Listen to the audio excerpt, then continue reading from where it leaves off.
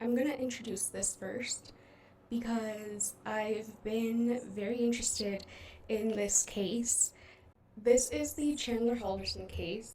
As of recently, I've been rewatching Bose versus the World, both of her videos on the case. We are going to start off with When You Realize Your Boyfriend is a Killer by Explore With Us, okay? I don't think I would last in jail. I don't know how you're doing it. Thursday, July 1st, 2021 wasn't unlike any other in the Halderson household in Windsor, Wisconsin. Living inside the home was 50-year-old Bart Halderson, his wife, 53-year-old Krista, and their youngest. So this is a case very similar to Grant Amato. It's like Bose said in both of her videos, it's like Grant Amato 2.0, except different because Grant Amato had an addiction that he was trying to keep up by stealing money from his dad, but Chandler was just lying. Ewa does a great job at introducing this. It reminds me of how the prosecutor, William Brown, introduced everything. They first start with, like, oh, he was a smart kid going to college, he was about to graduate, he was going to earn a degree in such and such, he was going to work at SpaceX, he was going to do this, he was going to do that. And then they're like, oh, just kidding, we lied to you. Chandler was a hard-working live-in college student with an exciting life and an extremely bright future. He was pursuing an IT degree at Madison Technical College, was a member of a police scuba diving team, a young employee at an insurance company, and had a job waiting for him at Elon Musk's prestigious company, SpaceX, upon graduating. He was, by all accounts, an overachiever, and his parents couldn't have been more proud. Chandler also liked to cook. Yep, such an overachiever, guys. He was every parent's dream, really. Can you imagine having a child who is going out to all these places? He's, you know, about to graduate college. He is doing so many amazing things. Like, he's working for the scuba diving team on his free time, just like doing so many different things.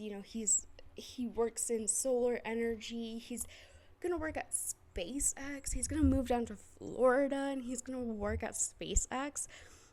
And then you find out that it's all a lie. Like, how would you react to that? Because I don't know how I would react. The evening of the first, he'd made a pasta with scampi sauce dinner for his parents. Following dinner, he helped them gather and pack up tools and luggage in preparation for their 4th of July getaway. His parents had informed him over dinner that they were going on a weekend trip up to their family's cabin, 3 hours away. The fact that he told police that he made dinner for his parents, again, I don't know how I would react if I were Bart or Krista and I was like a ghost because my son just murdered me. I was a ghost and I was seeing him tell police, yeah, I made them dinner right before they left for their non-existent imaginary trip. I'd be like, excuse me, the absolute audacity you have to have. In the woods of Langlade County. During the day, Chandler had noticed his father take a bank-wrapped stack of cash out of the safe in the basement. He'd also seen that his parents had taken a handful of bottles from the liquor cabinet. He'd noted both of these things as odd, but didn't think too much of it. He's just lying about his parents. He's lying in a way that makes him look bad. Like, why would, because immediately the police are going to be asking, well, why were they packing tools? Why was he packing a wad of cash that he took from his safe?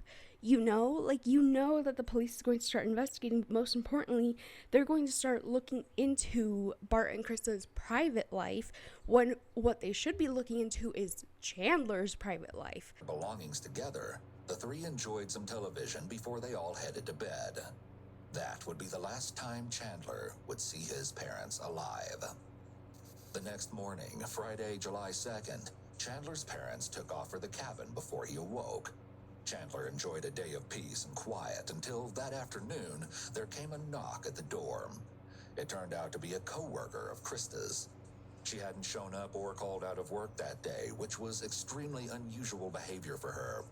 Like, Krista had a history of never being late to work, never missing a day of work. She was one of those people that we often hear about in true crime cases where they have such a set routine that when they don't follow the routine, people get worried and they're like, well, what happened? We need to investigate and see what happened to this person. Contacting her by phone, but to no avail. So he'd come by to make sure she was okay. Chandler told him that his mom and dad had been preparing for a trip up to the family cabin and had left that morning. With everything going on, she'd probably forgotten to call out. Slightly relieved, Except for she didn't forget to call out, because you know why? She would call out a year in advance. Chandler, how do you explain that? Like, you have a mother who calls out, like, if she's going to take the week off for Thanksgiving week, because you know how Thanksgiving break is usually only just Thanksgiving, but if she wants to take the whole week, or even just 3 days, like the day before Thanksgiving, and the day after Thanksgiving, she's calling November 1st of last year. Like, if she wanted to take a 3-day vacation in 2021, she would have been calling 2020, and she would have been telling her boss, hey, just to let you know, these 3 days in 2020, November of 2021, that's when I'm going to take off. Okay? How do you have a mom like that, and then you just expect people to believe that, oh, well, you know, she just had a sudden change in behavior. I don't know. Like, damn, the coworker, clearly, I mean, they're gonna say in just a little bit, but he was like, okay, but, like, make sure you keep me updated. I just want to make sure that your mom is okay. Like, even though the neighbor left convinced with Chandler's explanation, he was still like, okay, but, like, update me, okay? Because it was so unusual of Krista to do something like that and to not have, like, in advance warn someone. Chandler Halderson is by far one of the stupidest criminals that I've ever seen in my entire life. And Bose says the same thing. Worker left, but kept in touch with Chandler over the weekend to make sure that Krista made it back safe. However, when Krista didn't come to work or call out that Monday or Tuesday, her co-worker had a gut feeling that something was wrong and encouraged Chandler to go to the police. When they still hadn't come home by Wednesday, July 7th, Chandler took his advice and filed a missing persons report to the Dane County Sheriff's Office. He advised police that his parents had been driven up to the cabin by a mysterious couple. After leaving the police station, Chandler began desperately reaching out to people by phone and going door to door around his neighborhood. Bro, I can't imagine being one of these neighbors and seeing this motherfucker ringing my doorbell and being like, hey, I just wanted to come see if you have any security footage that you could, like, turn over, because I don't know where my parents went. Like, get off my porch. Bro, if I were this neighbor, I'd be like, I had a killer on my porch. A killer. Parent murderer on my porch. And he touched my door. Like, I'd be moving. or I'd get a new doorbell or something. Like,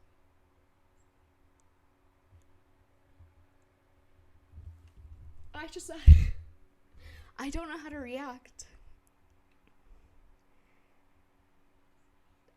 Because how do you react to that?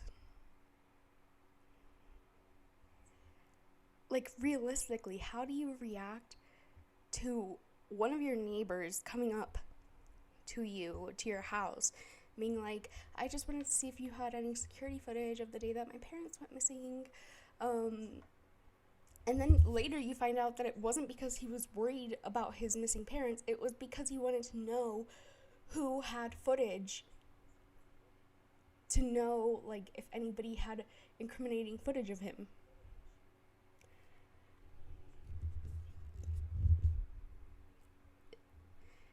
And that's me putting myself in the neighbor's shoes. I can't even begin to think about putting myself in Kat's shoes. The girlfriend? Absolutely not. Hell no.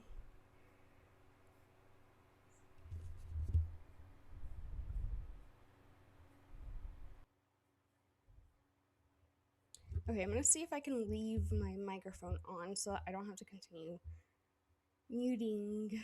Asking everyone if they'd heard from his parents. Kind of difficult to track them down. I don't any of them have like security cameras and stuff like that.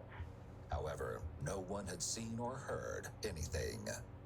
The next day, July 8th, Chandler's brother Mitchell and his fiancée met police officers at the family cabin. Okay, also imagine being Mitchell. Do you know what I mean? Like, I don't know if I was like, okay, whatever. But yeah, imagine being Mitchell.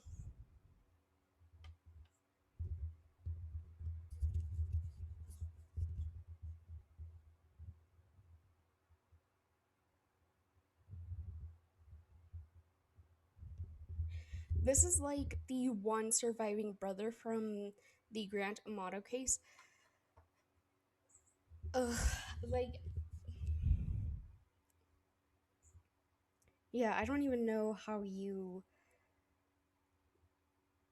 begin to deal with that, and how you how do you work through that in therapy? Okay.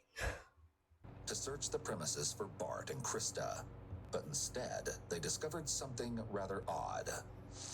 We probably could get in if you wanted us to. Obviously, there'd be some damage. We'd try to minimize it as best we could. But Yeah, no, I think that honestly at least makes sense at this point.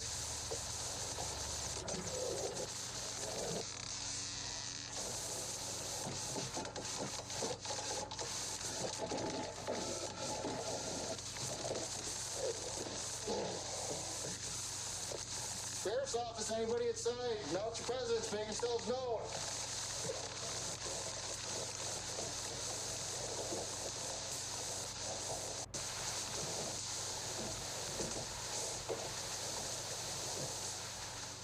There were no suitcases or possessions inside the cabin.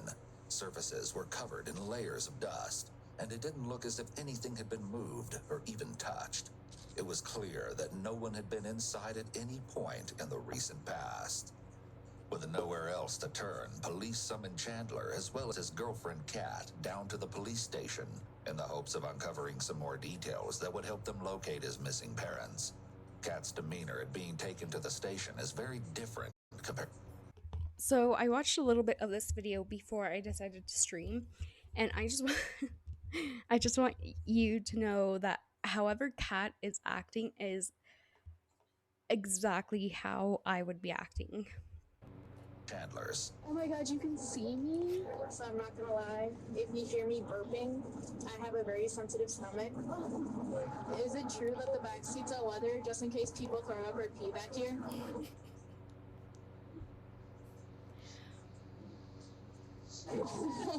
Oh, we're good. Boys are always so monotone, stubborn, don't want to talk about steel magnolias. You just call me a suspect. I'm sorry, that did you just call me a suspect? How to look suspicious 101. Like, what do you mean? Yeah. How did he think he was gonna get away with this? I just want to know. You know what? I would like his confidence. That's what I want.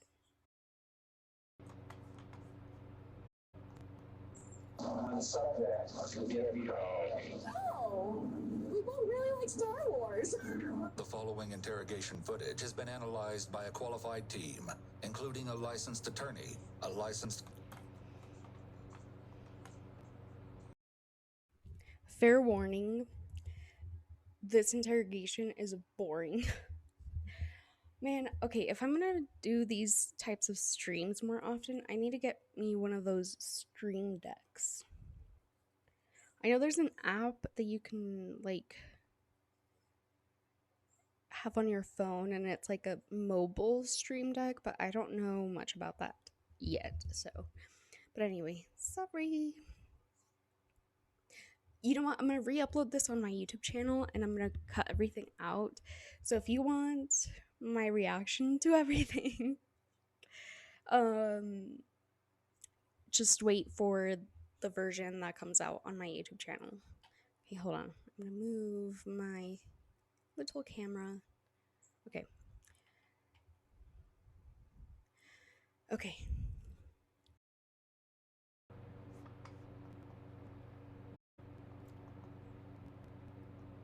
Clinical psychologist, a former licensed professional counselor, and a licensed professional counselor. So Brian Trump, Detective Dane County Sheriff's Office, we spoke yesterday. Yep. So obviously we're here. We want to talk a little bit about your parents going missing, right, Krista and Bart? Before we get started, just because you're up here, okay? So I'm just gonna read. Like, what is that? That was the moment that I paused on and I was like, okay, no, I need to go on Twitch and react to this. Because what was that like?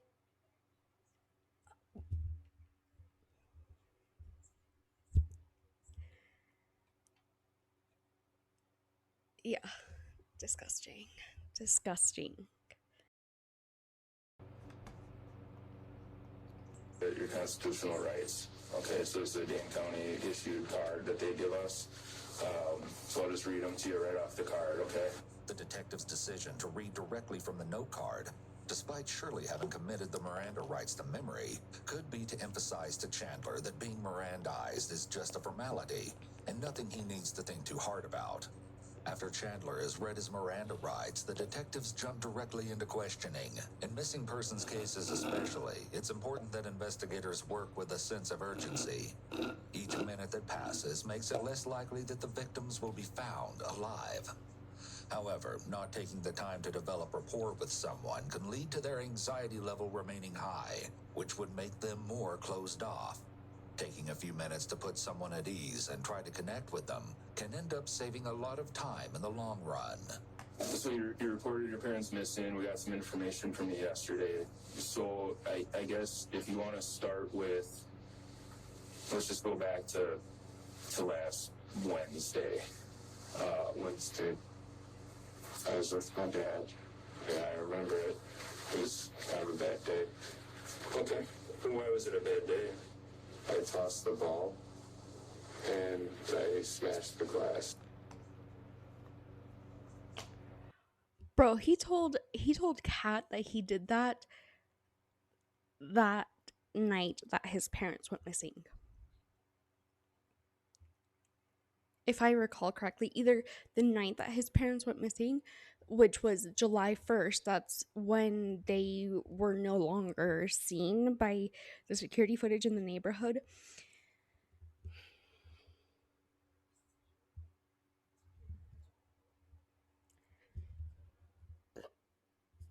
Excuse me, I burped. I'm saying I would be like Kat in the squad car. I'd be like, is it true that these leather seats? How many people have peed back here? And I think that's funnier given that Kat is innocent, because I was recently, again, I've been on like a Bose kick, so I've just been watching and rewatching Bose's videos. And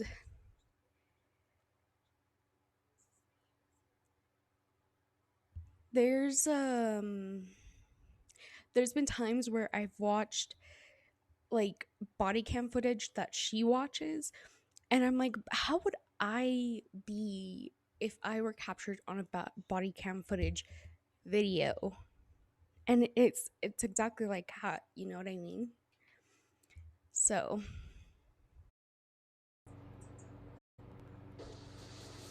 Okay. dog. The doors help. That set my dad off, and we tried to clean it up.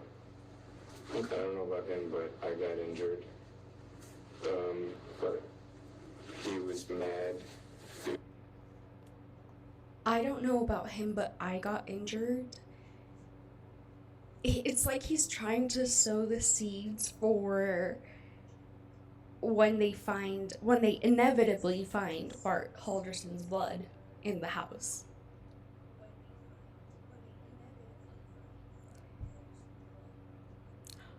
Oh shit. Sorry, I forgot to mute. Oh no. Okay.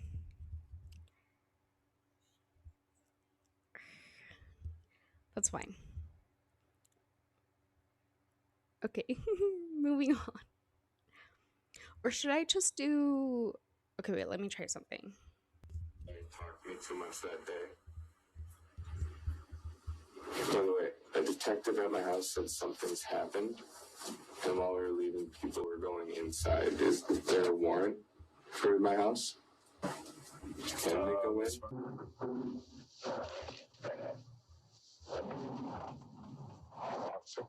Yeah. What are they up to? I knew that. What are they up to? My guess is they want to just ask some more follow-up questions and stuff. No, they went into the house. They wouldn't go into the house because they Fucking duh. What do you. How do you. How do you have a girlfriend that's super into true crime and super into this and that, and you don't know that the first thing that they're gonna do is search your house? Now granted, that is, you know what? I'm gonna stay quiet because I don't want to give him any ideas. You know what I mean?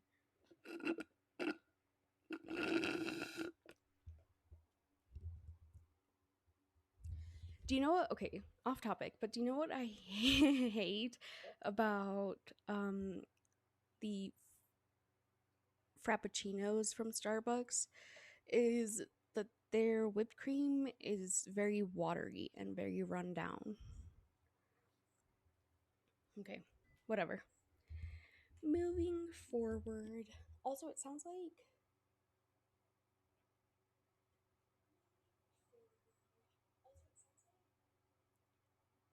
Can I be heard at a good volume? I don't know.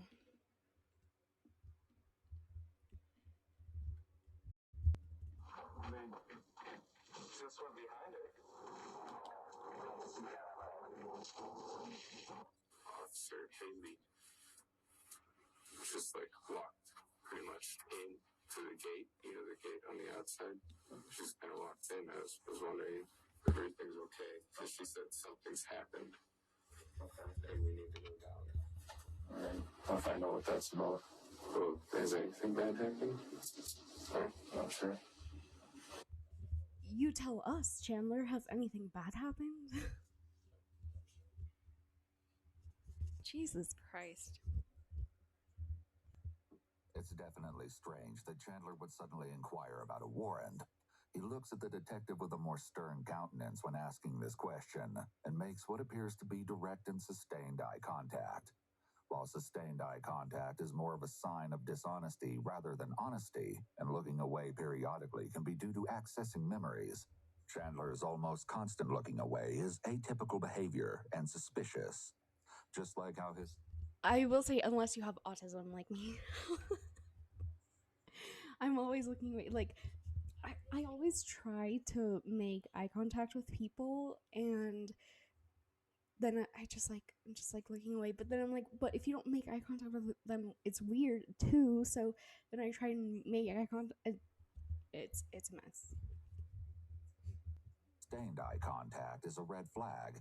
The awkward, sustained, almost complete lack of eye contact would raise concerns. Here is Unless, of course, you have autism, which is something that they normally always say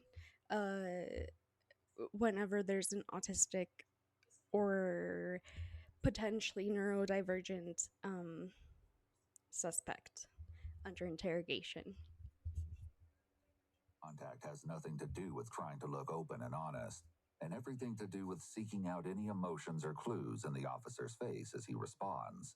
For now, they shift their focus back to getting a timeline for what Chandler did on Thursday, July 1st, the last day he'd seen his parents. Thursday morning, I wake up. I kind of just stay in my room on my phone.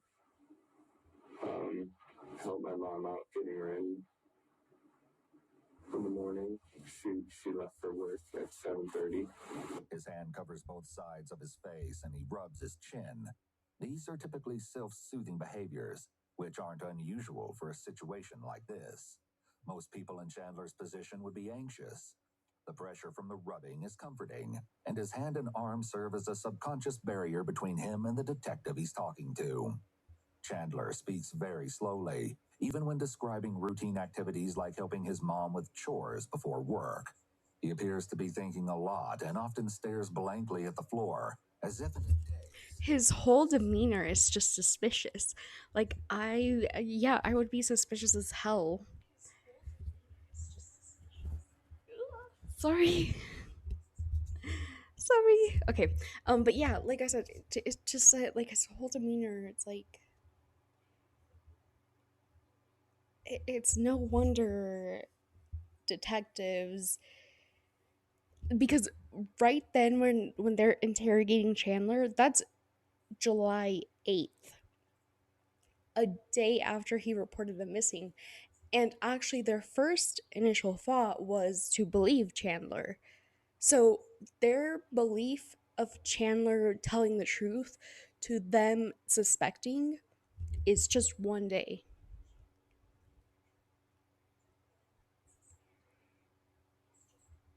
Like they thought because they were talking to people, right? They talked to his girlfriend and whatnot, friends, family, neighbors, everything. And everyone was like, oh yeah, Chandler's like an MATC and he's doing this, he's doing that. And in the same day, they were able to figure out that all of that was a lie, which is incredible work on their part, in my opinion. Common symptom of emotional cutoff, which results when a person is under high stress or has experienced a traumatic event. Emotional cutoff is an adaptive response that allows a person to better cope with intense situations without falling apart or having an emotional breakdown. Since Chandler was frequently with his girlfriend Kat since Friday, detectives are interviewing both so they can uncover any inconsistencies between their stories. I like how the interrogation room that they chose for Kat is far more like comfortable, less uh, bleak, less, like that immediately shows that their number one suspect was Chandler. And they really were just interrogating Kat just to see what Chandler was up to and what he was telling everyone. That's amazing to me. Past weekend don't match up. The two are going to have a huge problem. Oh, there's a Pooh Bear? All right, you can play with it if you want to. Dance with me. All right. Oh, it's good. It is. Okay. Oh, through your hair if you want to. Oh, I can get it. I want to get you with the Pooh Bear. Oh, please don't. Thank you. Just came out for this. Okay, thank you. Again, Kat and I are just like, I wonder what her zodiac sign. This is, never mind. Let's continue.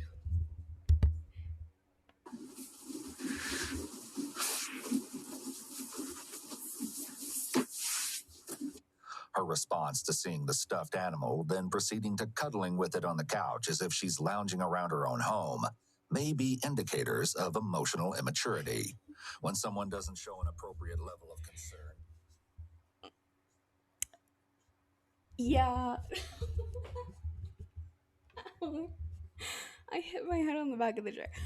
Yeah, now that I think about it, if my boyfriend's parents were missing, I don't know if she knows yet that they're just missing or if they were found dead, because they were found dead, I think, the day after Chandler reported them missing.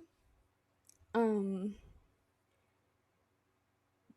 but if my boyfriend's parents were missing, I don't know if I would cuddle and like fall asleep on the couch. But other than that, I think I think I'd just be chill. You know, I think I would be sitting like upright.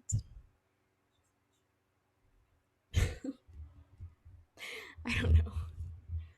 I definitely wouldn't be laying like this because I don't tend to find this size stuffed animals comfortable. So, but you know what? I'm not gonna critique Cat too much. An investigation, detectives can interpret this as a red flag. Kat sits alone in the interrogation room for about 20 minutes, looking as if she's battling fatigue. Detectives finally enter, introduce themselves, and make her a generous offer in the hopes she lets her guard down. Yeah, if I was tired, okay, here's something that happens to me every time I sit down whenever I'm tired. My head always starts nodding off. So I can see that if I was fatigued and I sat down on a couch that looks as comfy as these couches and I had a Pooh Bear, I can see myself like, falling asleep. Um, but I think for the most part, I would be trying not to fall asleep. I don't know. What would you do? Let me know. So this is George. He's one of my partners. Anthony, the one that you spoke with me yesterday, he's off today, so you get George. I don't know if you're hungry, buy you 2 cookies. Is it chocolate? One has chocolate, one doesn't. I wish it's chocolate. Are you really? If I eat it, I'll just projectile vomit. Oh, please don't. There's a too emotional also vomit. So. I think I know one sprinkles, but you know what? I can put them here if you want it. You want it. That one has chocolate. This one? This one. Oh. I was like, You sure we want that one? Kat seems to be in a much softer interrogation room than Chandler. Soft interrogation rooms come from a trauma-informed perspective.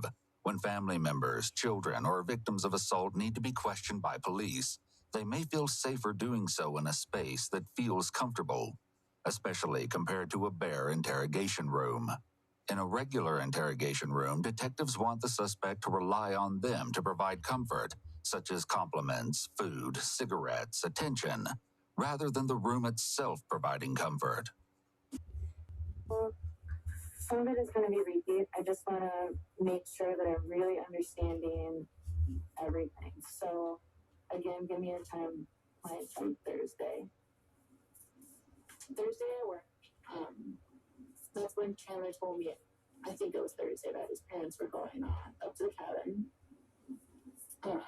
with some friends. So he was going to be at the house with all his friends all weekend.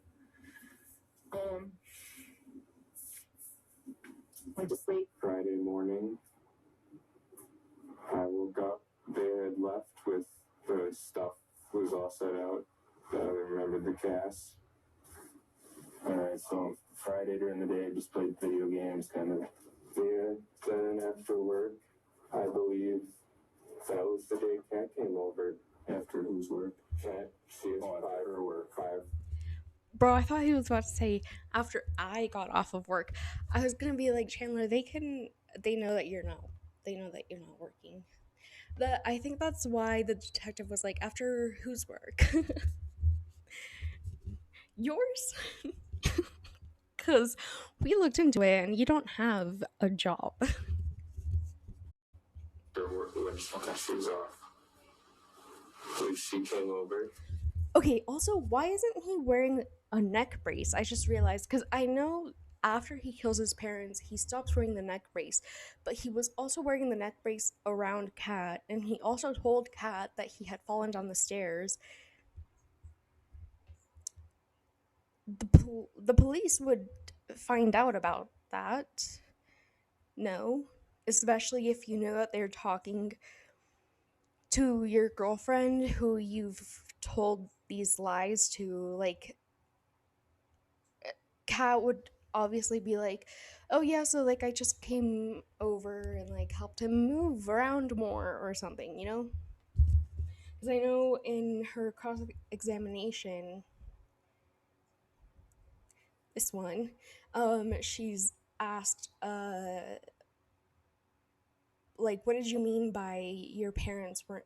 Because she sent a text to Chandler saying, oh, because like your parents weren't allowing you to move so much, and then in that cross examination, she clarifies that it's because his parents weren't letting him move around so much because of his neck injury, but she thought it would be better if he walked a little bit more to like kind of, you know, physical therapy, recovery, that kind of stuff. Um, so why isn't he wearing the neck brace, and why is he like so freely moving his neck around, you know? Like he has his head down like that. You, that puts pressure on the back of the neck. I don't want to get too technical into it. That puts pressure on the back of the neck. If you have to wear a neck brace after falling down the stairs, that position would be very painful for you. So where is the neck brace? I mean, like, clearly he doesn't need the neck brace because he never fell down the stairs. And he never, like, even if he had fallen down the stairs, he didn't need a neck brace because his injuries weren't so bad. Like, he claimed the doctor just gave him a neck brace to be like, you know, just to make sure, you know, in case you need it the first day, but after the first day, you probably won't need it. She, I believe she stayed with me on that couch that night. No. This is another one of those things. This is another one of those things that Kat is asked about in the cross examination. Is did you guys build this like fort thing in the living room? Like, did you fall asleep on um the couch? And you can see like her demeanor change, like I don't like you can see her tense up because Chandler wanted, as the prosecutor in the closing statements says, um Chandler built that couch fort because he wanted Kat supervised and he wanted Kat under his supervision just to make sure that she wouldn't wake up and get up and go to the basement and get some ice cream like she had done before, because in the freezer where they kept the ice cream, that's where he put his parents' bodies. And if she went down and got ice cream that day, he would have killed her. Like, ugh.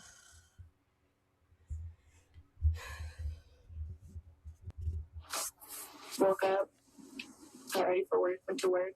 And we planned that I was going to go over there and spend the night. Just hang out with him and the dogs. Okay, so you went to East Target, you went from Hilldale to East Target? To East, to my mom's house, to grab the hydrogen peroxide and the Swiffer because Chandler broke the glass of the fireplace and cut his toe, so we wanted to clean that and then clean up the glass and blood. You've probably noticed that Kat is eating her cookie extremely slowly. This is significant because if you remember, when the detectives first offered Kat the cookies, she told them that she has a chocolate allergy. She claimed that she'll violently throw up if she eats it. However, between the sprinkle cookie and the chocolate chip cookie, she chose the chocolate one. This may explain why she's holding on to it for so long and taking such tiny bites. She could be trying to avoid the chocolate or ingest only little bits of it at a time. You'll later see throughout the interview that she pauses multiple times, reporting the urge to vomit. Her choice to take the chocolate cookie, though, was unusual and could be a possible indication of attention-seeking behaviors. So then to Chandler's. And then I was there and then I left in the morning. So I was wondering, why do people put so much blame on Kat because like I said, the only two other videos that I've watched are this one, prosecutor shocks jury with evidence that seals his fate, by Bose versus the World, and this other one, girlfriend testifies against Chandler Halderson in court. And from there, all I saw was that it looked like Chandler was trying to frame Kat, and that's why people were like suspicious of her. But I was reading some of the comments, or look, my two comments. I was reading some of the comments earlier today, um, and yeah, like people in the comments are more angry at this girl for being immature and dumb than they are that her boyfriend for murdering two people, his own parents. Like people in the comments are mad at her, and I was wondering, why does she get so much blame and so much suspicion? And now that I'm watching this interrogation, I'm like, oh, that's why. Because yeah, she is acting a little bit weird. But attention seeking behaviors, that's not necessarily bad in the way that they're kind of implying. It's more like if you grew up in a home where your parents didn't provide enough attention to you, and they didn't provide you with like validation and love and support and that kind of attention, you then do things like this where you purposefully eat something that you're allergic to so that you get sick, and that way others provide you with love, care, and attention, you know? So it's not always like the kind of attention seeking, because I know attention seeking has this connotation of like being um bad in the sense that like you want all the attention, you want everybody to look at you always, but sometimes you just want somebody to take care of you, that kind of thing. And I think that's what is going on with her more than I think it's not that she wants the attention off of Bart and Krista and only on her. It's that, you know, maybe she grew up in, I know her mom's name is Dulce,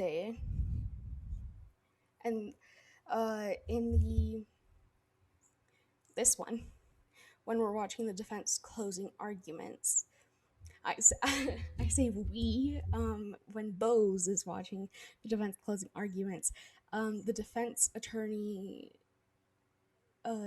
says dulce in a like Hispanic accent, not in like an Italian accent or anything like that, or you know what I mean? And so, or maybe not Hispanic, but Latine, right? Because Portuguese, yeah, okay, whatever. Brazil.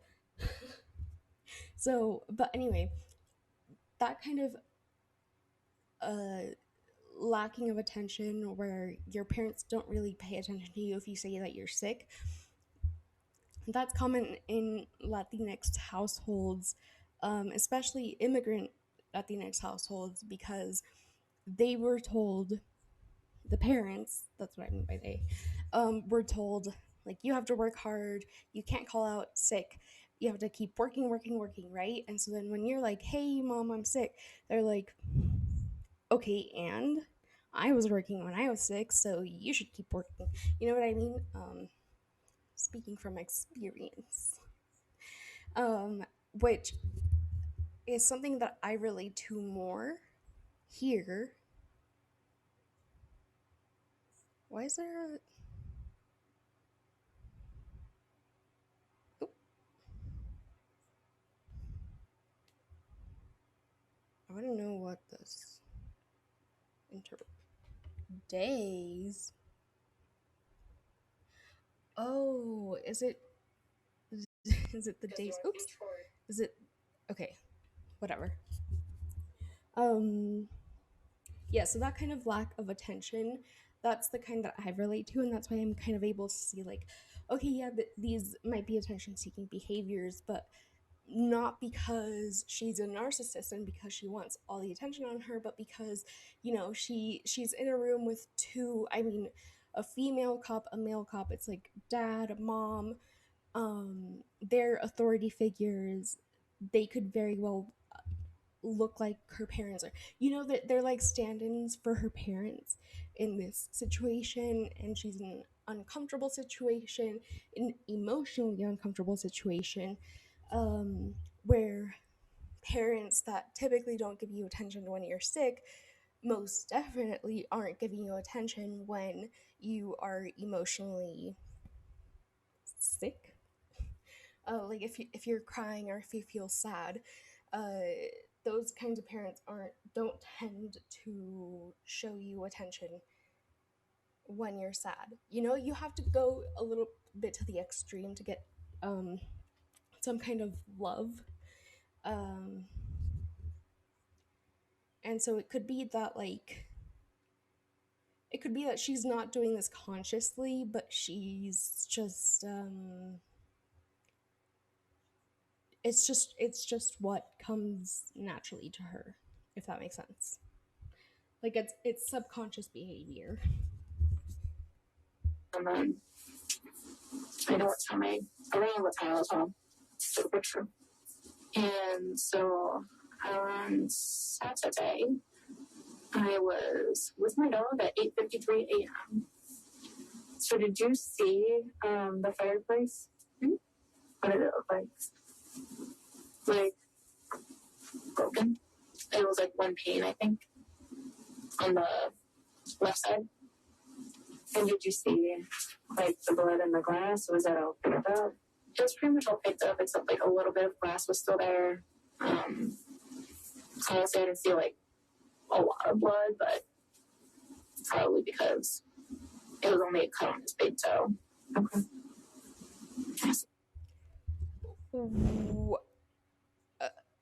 What is that? What is that? I don't like that. What is that? The blood was by the fireplace, I assume? The blood was by the fireplace. I think so. I didn't like see it, you know? Oh, you didn't see the blood? Oh.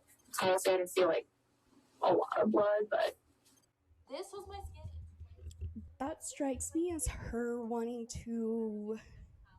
It's like her gut feeling is telling her that Chandler's lying, and so she doesn't want to make any definitive claims.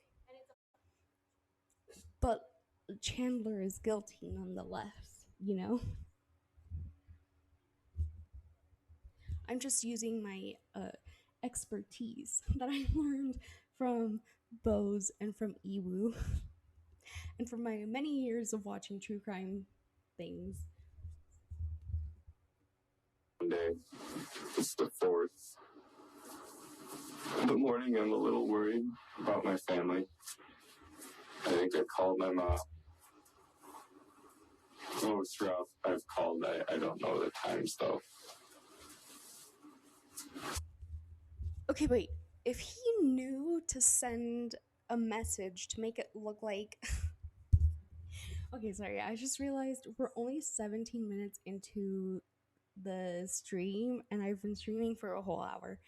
Sorry everyone. But okay, if he knew to send a message from his mom's phone to make it look like his mom was still alive, then he must have known that the police would be tracking his phone. Right? And that the police would be checking like when messages were sent, when calls were sent. So then what did he make these calls and make it look like he was actively trying to contact his parents, or did he just send that one text and think that was going to be good enough? I have many questions. The weekend, but I called my mom, I believe, in the morning or along those lines, and I get a text from her. It was a text message. It wasn't even an iMessage, so I assumed she said white leg today.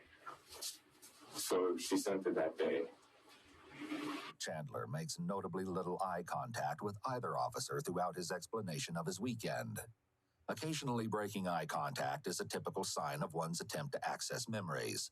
But Chandler is mostly staring down and away from detectives, only looking up at them every now and then.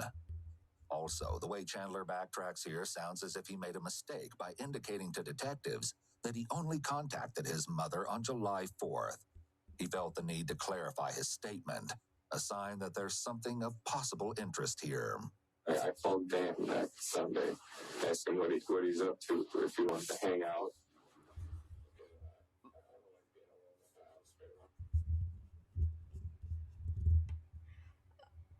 Does he not have friends? Why would he call his mom's coworker? And from what I understand, that coworker, he wasn't like close to the family. He was just close to Krista because they've been working together for a while. You know what I mean? So like, I bet you like Dan gave Chandler his phone number so that Chandler could keep him updated on Krista and to see if Krista was okay. But then Chandler used that and was like, "Do you want to come hang out with me?" Like, why would you do that with your mom's coworker? I don't understand.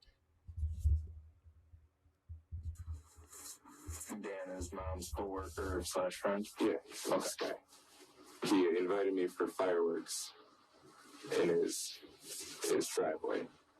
No, this is Sunday. So I went to Kat's house to eat, but we ended up not eating there.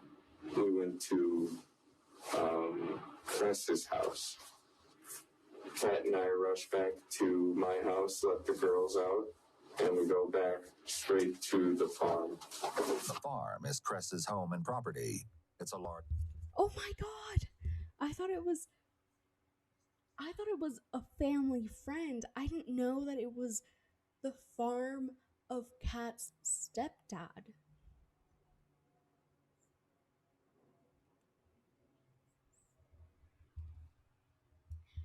And like Bose says in this video, if I get to retirement age and I've been working my whole life to retire and I buy myself a nice little farm, you don't then have the right to take that farm and hang on, let me find. She words it much better.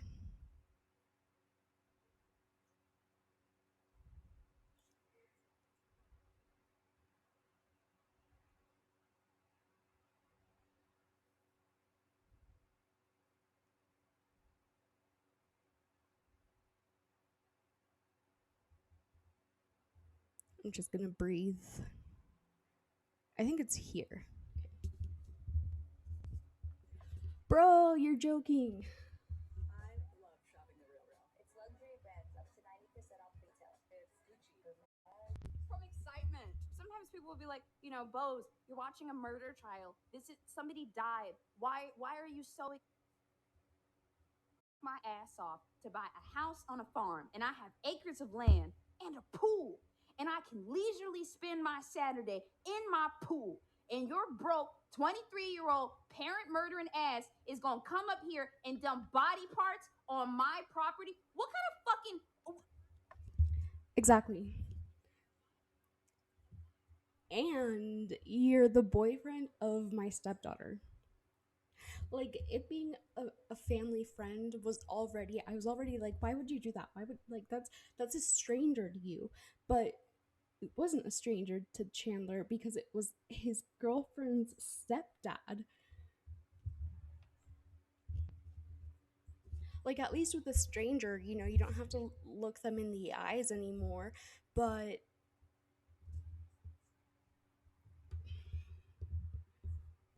it's your girlfriend's stepdad, and he intended on staying with Kat. So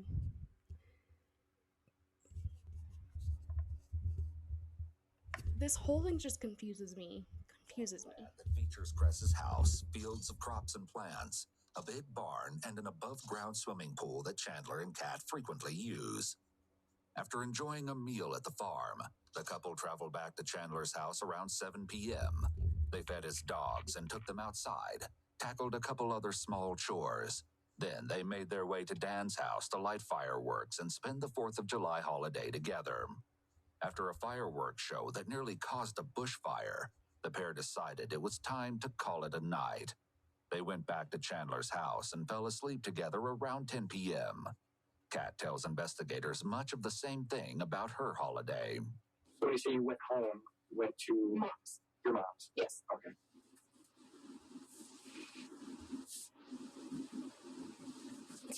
Very good. Stomach acid. Kat corroborates Chandler's story. Kat shows detectives a video. Stomach acid. Why is Kat so funny?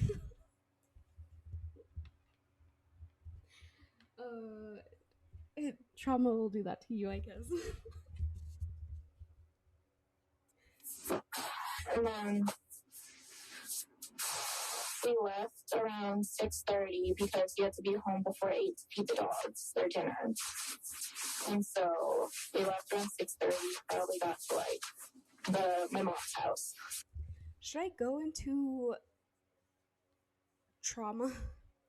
Should I talk about trauma? Because I was just gonna say, like, her making and keeping eye contact with the detective as she was like struggling with her stomach acid, that reminds me of how oftentimes when you have parents that don't give you attention when you need attention, like when you're sick or things like that, or sometimes they just like straight up blame you for lying, right? And so oftentimes, like when I was little, I'd have to like hunch over in pain, even though I wasn't in that much pain that my body was hunching over by itself. It was just like, well, I have to show that I'm suffering so that my parents believe that I'm suffering. You know what I mean? And so that bit right there where she makes and keeps eye contact with the detective as she's struggling with her stomach acid, that's what that reminded me of. I don't know. Do any of you relate?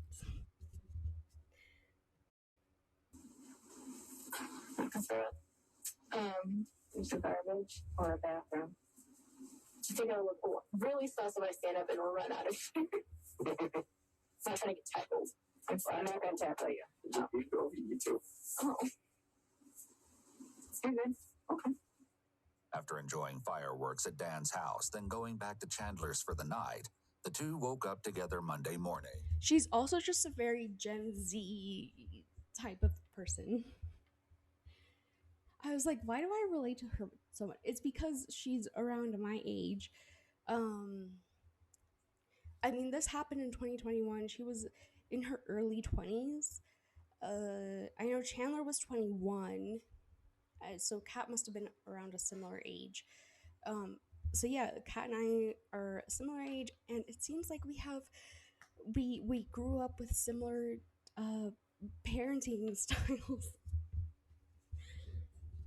Man. Kat left for work shortly before 8 a.m.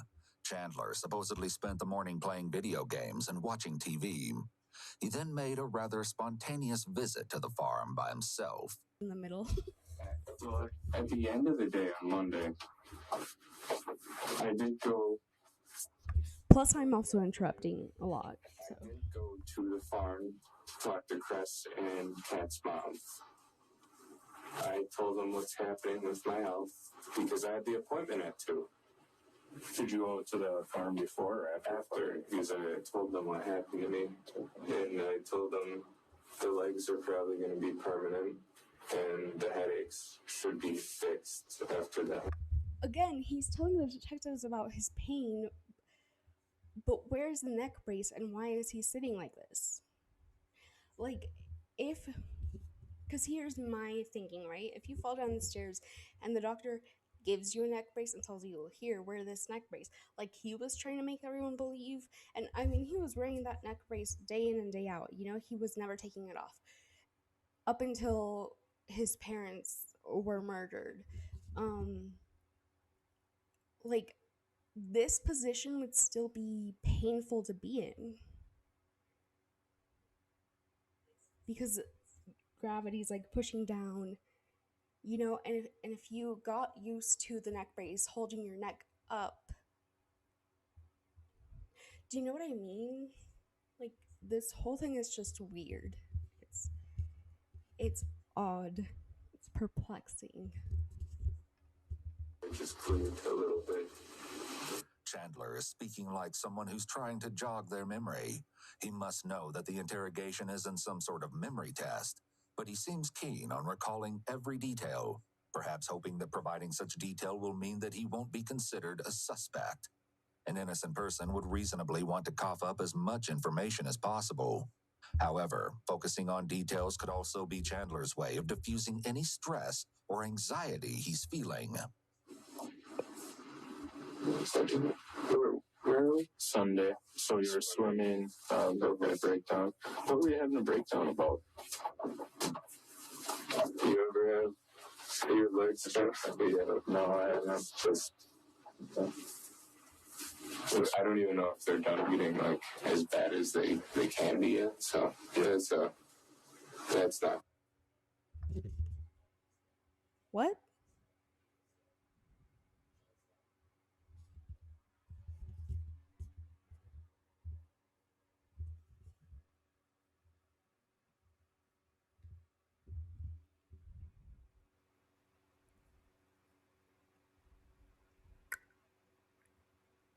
Okay.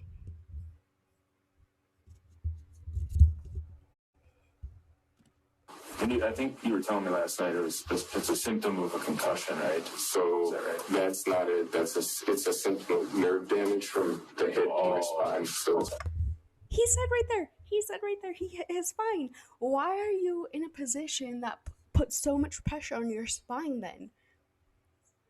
And he's even pointing to like the back of his, like, that alone makes you suspicious, Chandler. Like, come on, dude, come on. Be better at lying. Jesus. It's like, and here's my thinking is that because his parents weren't actively looking for proof of anything and they just kind of believed him, he got used to not having to provide the proof. You know what I mean?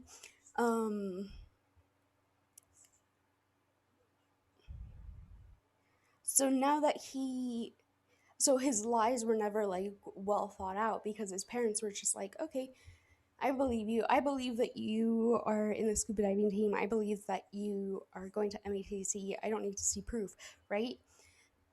But now that he is speaking to and interacting with people that are trained to look for these holes in stories, it's coming up empty because he never had to do that. You know what I mean?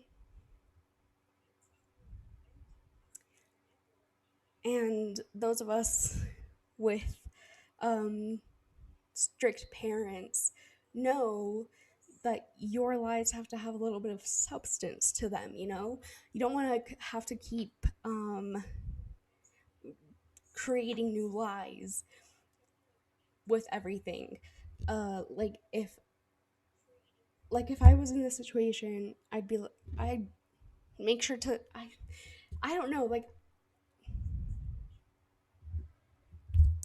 I was trained to lie. But that's not true. But you know, with strict parents, like they're often like, oh yeah, well then if this, then why this? You know what I mean? And so that's why I'm like, so Chandler, why are your lies so shallow? They're so empty. Like if your neck was hurt from the back, and if you were to be in a neck brace, like that position, like you're sitting straight up, you wouldn't then a few days later be like this. You know?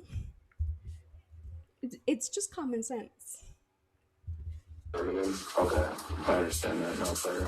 Yeah, I go to dinner at Fat's house on the east side. Okay. What time do you think that was?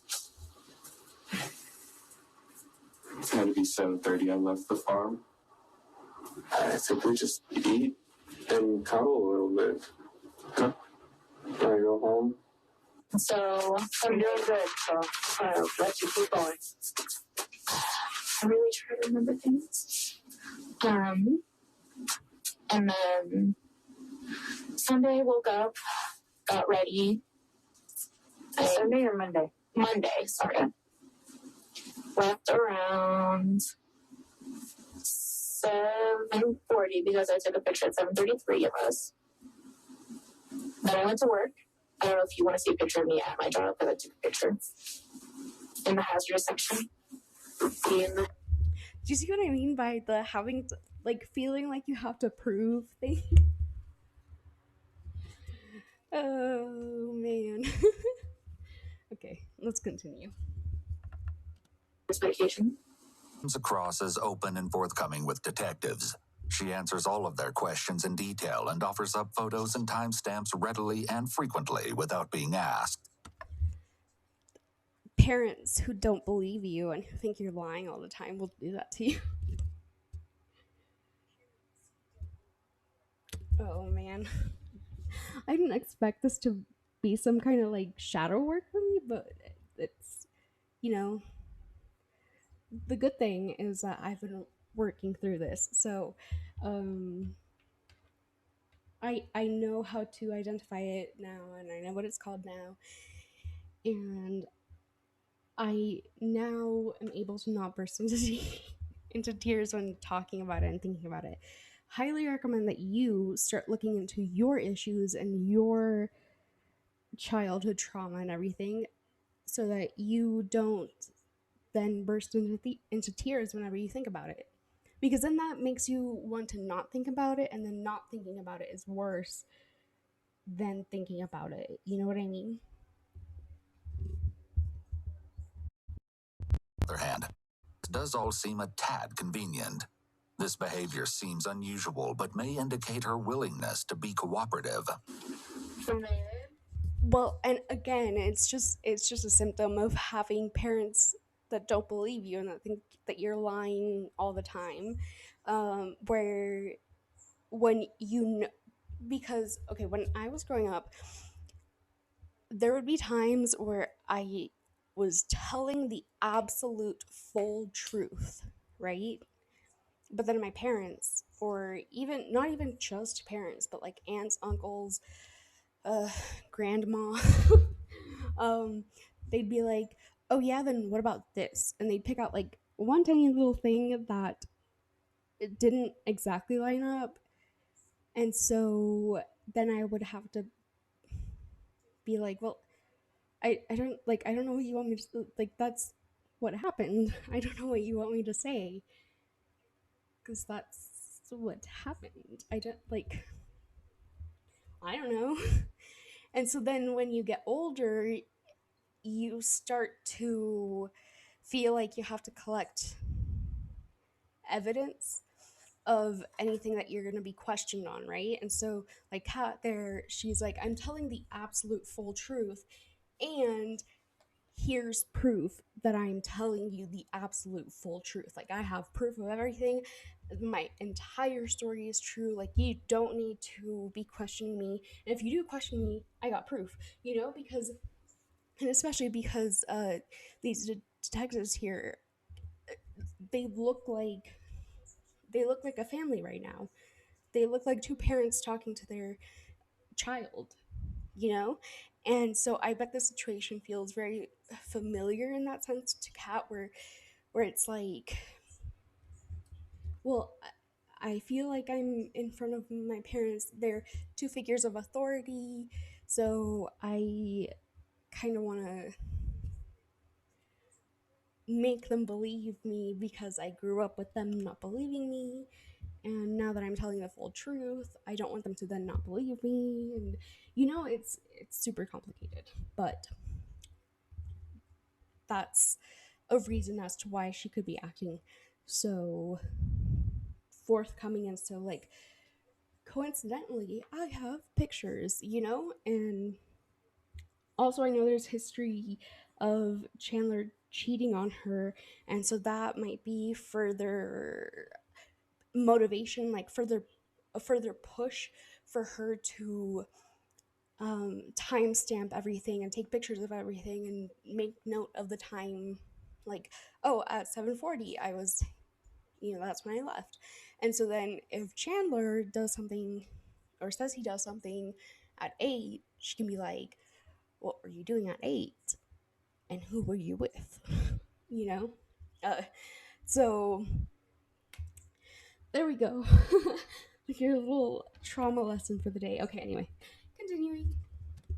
I went to my mom's house because To whose house? Oh. Because Chandler went to the farm because my mom's fiance lets him walk in the pool because that's one of the things we did Sunday because it helps stretch out his legs, make him feel better. Because I also helped stretch his legs on Friday because he has some tired numbness. That's the word. And from his fall he had a couple weeks back. From there, Kat's account of Monday night mimics Chandler's. They met up at Kat's mom's house sometime around 8 p.m., ate dinner, and watched TV together. Then Chandler left, and they spent the night in their respective homes. We pick our tale back up on Tuesday morning. Dan is worried about my mom on Tuesday, I think. Did he call or said no word from, I don't know if he called or texted. I think he just contacted us. Dude, I can't imagine being Dan and like giving Chandler my phone number to be like, hey, here's my phone number just so you can keep me updated on your mom because I'm really worried about your mom because your mom is acting really weird. And then Chandler picks up the phone and is like, hey, do you want to hang out with me? What the fuck? What do you... No, I don't want to hang out with you. What? I gave you my phone number so that you could keep me updated on your mom, not so that you could invite me to hang out with you. What? He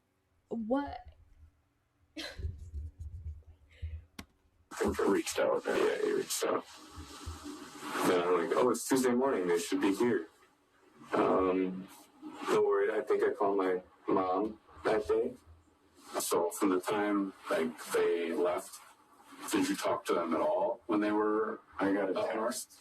You got the one text that you mentioned earlier. Didn't like it, right? Yeah. That was it. Nothing else. Yeah. So that's. Wait, hold on. Let me go back. Mentioned earlier that you didn't like it. What does that mean? Like, did he mention? What does that mean? I want to know. Didn't like it. Why? Anyway. Nothing else. Yeah. So that's greatest. Oh, sure.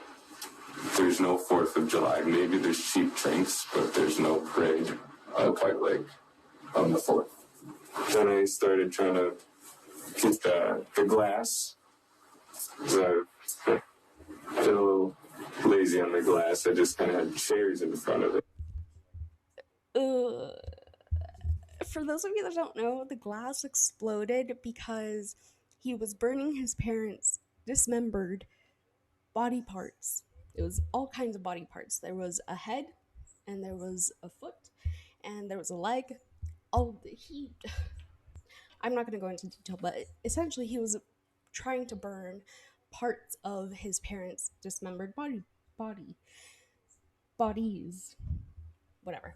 And at one point, like, the human fat starts, affecting the fire and doing what fat does to fire, and that's how the glass broke. I can't imagine, like, even if we were entertaining the idea that perhaps Chandler found his parents' bodies out there somewhere and he decided, let me cut them up and burn them so that I don't look suspicious. I can't imagine then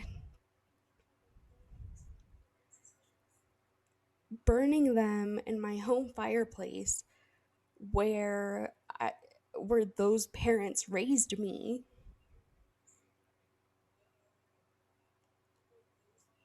Have the glass break because of the fat that was rendering from their dismembered body parts, and then just leave the glass there. Or even if it was like a self-defense case where say it wasn't a parent-child relationship, but say it was like boyfriend-girlfriend relationship, you know, where self-defense, half of the couple attacks the other half of the couple, um you know, and like if even if it was that, I can't imagine then keeping the glass there. Like I just wouldn't, I either wouldn't live there or I'd clean everything up and never like approach that area.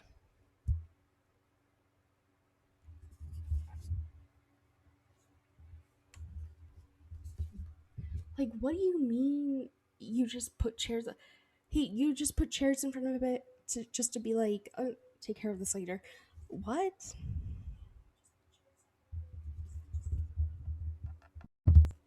My blood was kind of on the floor, so I got the Swiffer I borrowed from Kat.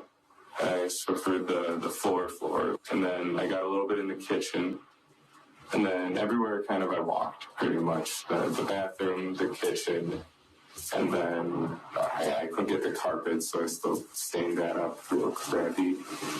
While it's possible that the bloody toe and the explanation behind it are all true, traces of blood at a crime scene are always a red flag to law enforcement. They'll likely be checking out these stains in order to gauge whether they really might have come from a cut, or... But also from the picture that was shown previously of his cut toe, which I guess it's plausible that if the glass cut and he was walking around barefoot, which I don't even want to think about the logistics of like him being barefoot as he's dismembering his parents' bodies. But you know, it's so he cut his toe from the broken glass. That cut that was shown from that picture, that does not look like that would produce that much blood. Let's see if I can find the picture. I've been talking for too long.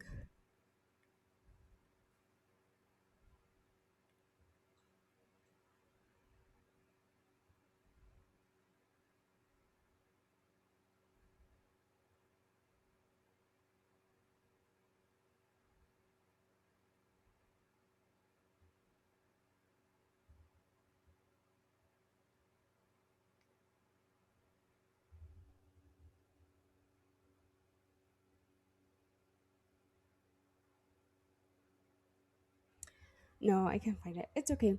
But it was the tiniest cut. Like it wouldn't be leaving blood everywhere. You know? And if it is, cuz then that just means that you didn't wrap it. And why wouldn't you wrap it? Like if you didn't put a band-aid on it, or if you didn't, you know, do some kind of tourniquet to stop the blood in some way, it's gonna get infected. Which he should know, given that his girlfriend is in the medical field. They were clearly caused by something else. One must wonder if Chandler has ever heard of a Band-Aid. Band-Aids, man. They prevent luminol from lighting up your whole house. Yeah, I just tried to stop all the bleeding, but it wouldn't stop. So that blood was all coming from your left foot. Yeah, left foot. Look, do you see what I mean? That. Oops. That did not cause that much amount of blood to where, you know, like if you're stepping all over the place, but also why are you stepping all over the place? Because from the photos, it looks like it was all in clusters. You know, it didn't look like he was leaving a trail. It looked like he was walking around the same place, like in circles, then walking somewhere else, walking in circles. You know what I mean? Like in the shower, that would make sense because you have to like walk back and forth, get your shampoo, get your, you know, whatever. None of his story makes sense, which is why I concur with Bo's. The thumbnail for this is actually called. It has. Wait, where is it? Literally every time I watch a video, I get a recommendation of a mix that includes whatever video that I'm watching. It's not here. Okay, whatever. But the thumbnail on Bo's video says "stupidest criminal." I think it really is this, like, really, truly, you couldn't have been more right. Yeah. I mean, are we talking massive amounts of blood? Or are we talking, you know, a little bit? Like describe. It started as drops until I got to the bathroom. And then I got back to go grab my sock and the paper towel. And I see the glasses in there, so I grab a tweeze and I pull it out. And then it starts squirting out. And I got some, a little bit of the rock. It wasn't that bad of the rock, but it, Yeah, that did not come from just his foot. No way, no how. I think the worst was that floor. That, like, it kind of like, you know, like this lid puddles. Mm-hmm. It wasn't good. Are we not in the floor down in the basement? Well, that one. That most definitely is not from his foot. Chandler, be serious. Be BFFR. Go upstairs to the kitchen, and it's still going, and I'm trying to get my foot in the sink just to slow it down and pinch it, maybe. Chandler continues with a highly detailed account of his. In the kitchen sink? Where you wash dishes?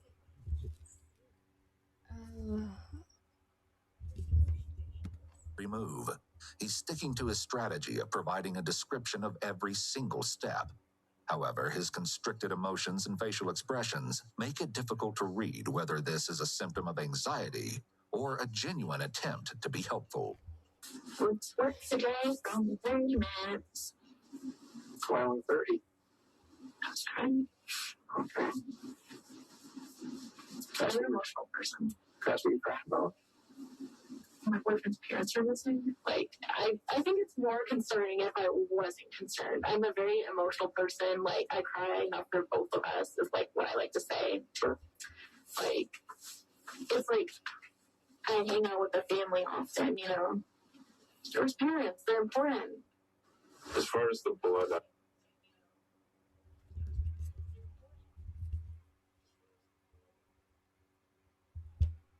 Sorry, I just need that to simmer a little bit.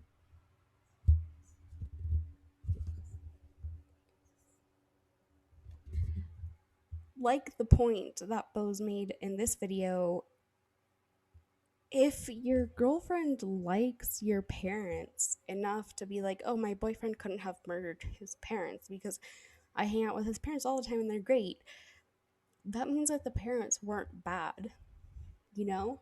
Like, if I was dating someone and I had amazing parents, I'd be talking about how I had amazing parents. Or I guess I occasionally would be like, oh yeah, you know, my parents, they're cool. Because you know when like people compliment your parents, and if you don't have good parents, you're like, yeah. hmm but then if you do have good parents, like you're like, thank you. Or I don't know, like what do people say when they have good parents?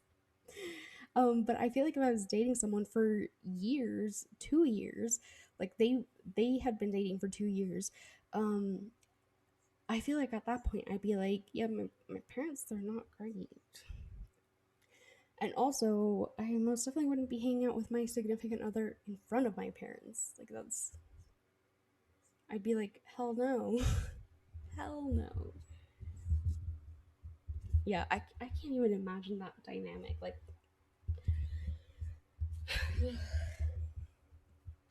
What? How did you clean that up? So we were talking. You had blood on Swiffer wet set. Okay, Swiffer wet set. And where did you get that from? Chad let me borrow it. Where's it at now? I returned it.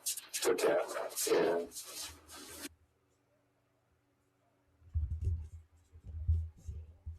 okay, my mom wasn't the greatest mom, right? But if I like, I still,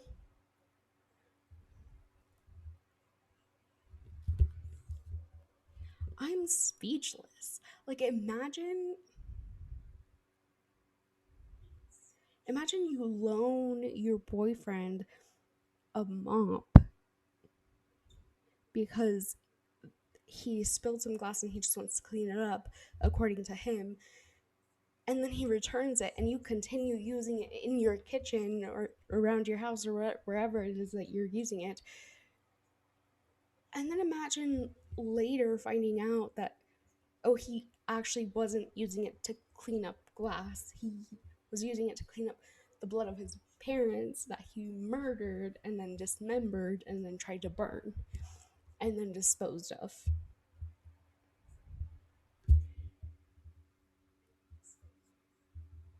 Oh, and he also put them in the freezer because his fireplace had broken, so he had nowhere else to store the bodies. Dude,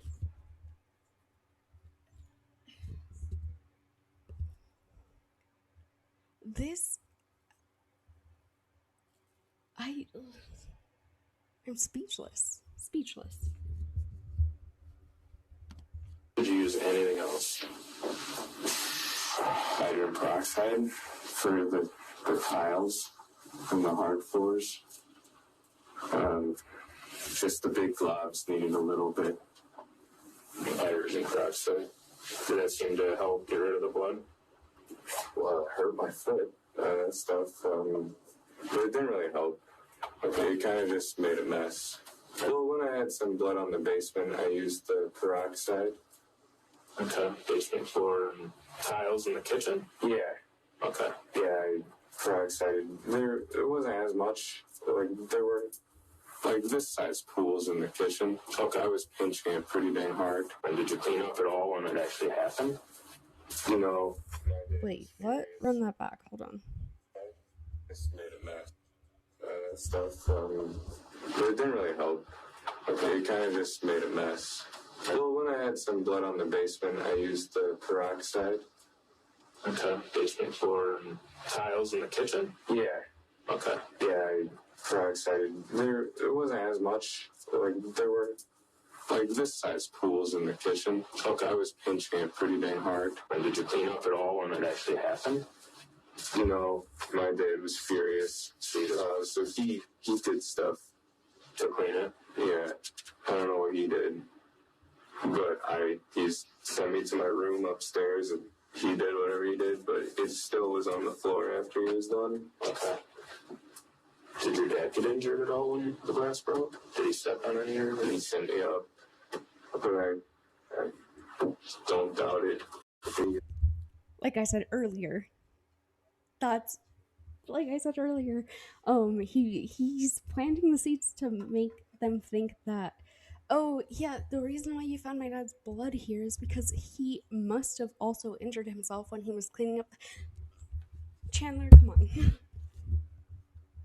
Dad, he's not thinking. So we don't know if your dad got hurt. No. Okay. No. But my best guess is that guy reached in the fireplace and cut his arm or something. I don't know.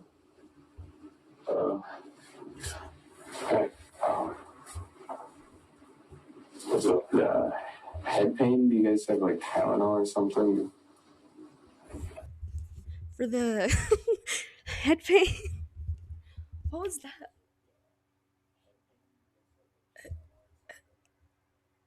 You know what that head movement reminded me of? It reminded me of that one cop, that one Stephanie something, who like murders her ex-boyfriend's wife because she's jealous. Bose did a video on it too. But in the interrogation footage, she like kept moving her head around weirdly, and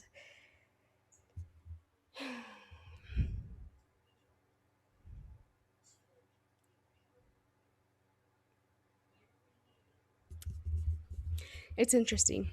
Okay. I know you guys can't really offer anything like that, but like a headache? Yeah, I've been getting the migraines from all of the hits and stuff. It's like he's getting frustrated that the detectives are like asking, like there they asked, "Oh, do you have a headache?" And it looked like he got annoyed and almost like he wanted to say, "Yeah, I hit my head, remember?" I don't know. Am I looking too much into? I think I'm looking too much into. Okay, let me play. People wouldn't dare to make a joke about their missing loved one being hurt out of fear and concern that they actually could be. Chandler's amusement about his dad getting cut will certainly be noted by detectives as a red flag. To be fair, it's possible that Chandler is just the type of person who uses inappropriate humor to cope with stress or anxiety. However, when it's discovered what lay among the ashes of the Haldersons' fireplace, you'll look back on this comment with a bit more speculation. To the police station, because I asked her, when should I make a thing? Point I'm sorry. Don't worry, sir. Wednesday morning, you said you went to the police department. Yeah, to make talk to him about my parents, and that. Is he trying to sound choked up? Is that what he's doing? Or is he trying to make it look like he can't remember because of his head injury? I met with 3 sheriffs. Chandler's show of emotion is sudden and brief. The nature of his display calls into question whether he's trying really hard to keep his composure, or whether this short demonstration was merely an affectation. There's also a third theory. Chandler's agitation might not concern his parents' disappearance at all.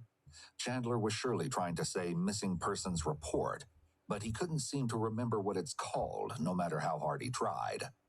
What's wrong with him? Like I said, he's not really eating. He expresses it in a different way. It's not like the biggest emotional person, but like,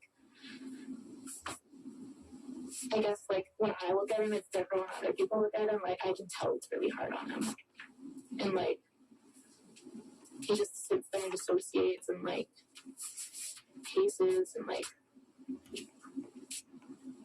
you know, just sits there like, where are my parents, like a shell.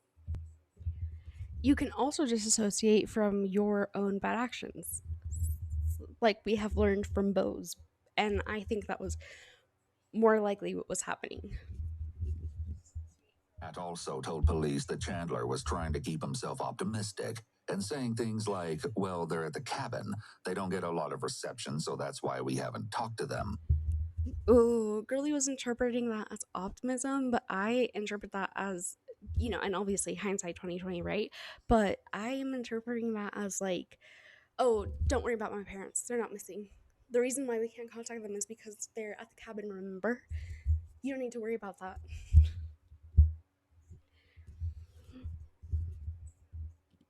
As well as speculating that maybe their phones died and that was why they haven't heard from them. So his brother is there today. He leaves To go to the cabin? Yeah, what does Chandler want to do?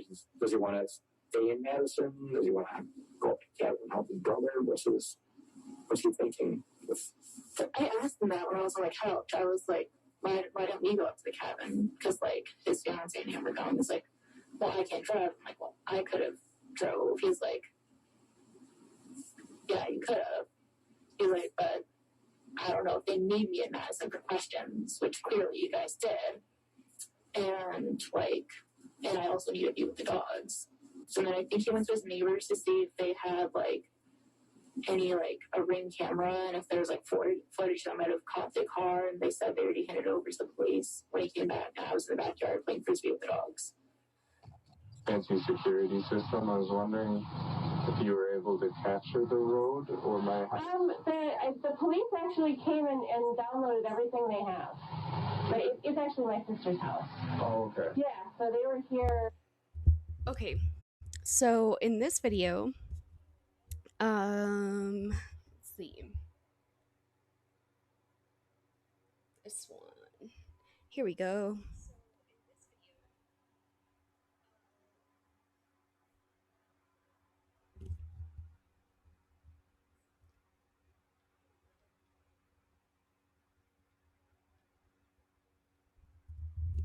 Hold, please.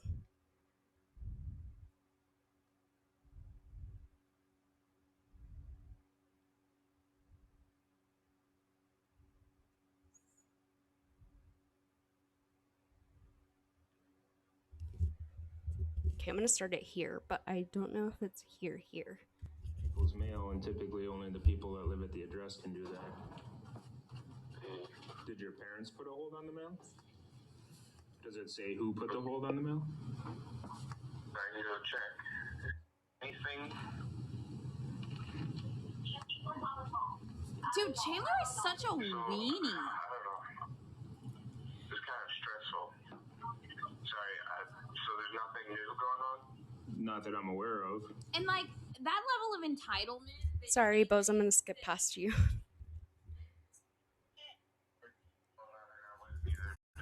Four squads just parked outside. Okay. Who was just talking in the background, Kat? Yeah, Kat's over with me. Oh, okay. Okay. And No, Kat I mean, believed he didn't kill his parents. message you, Wait. I guess, depending. We need to go back to that day. Kat has more information.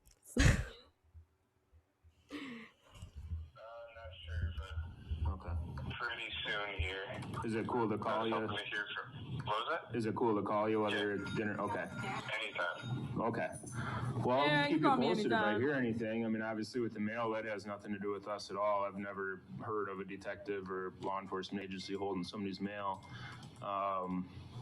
You know, and then as far as Yeah, I was just wondering why there were 4 cars instead of the canvassing.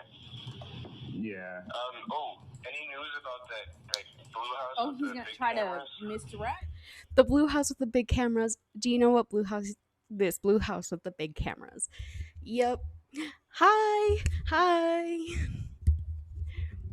It's my first true crime case.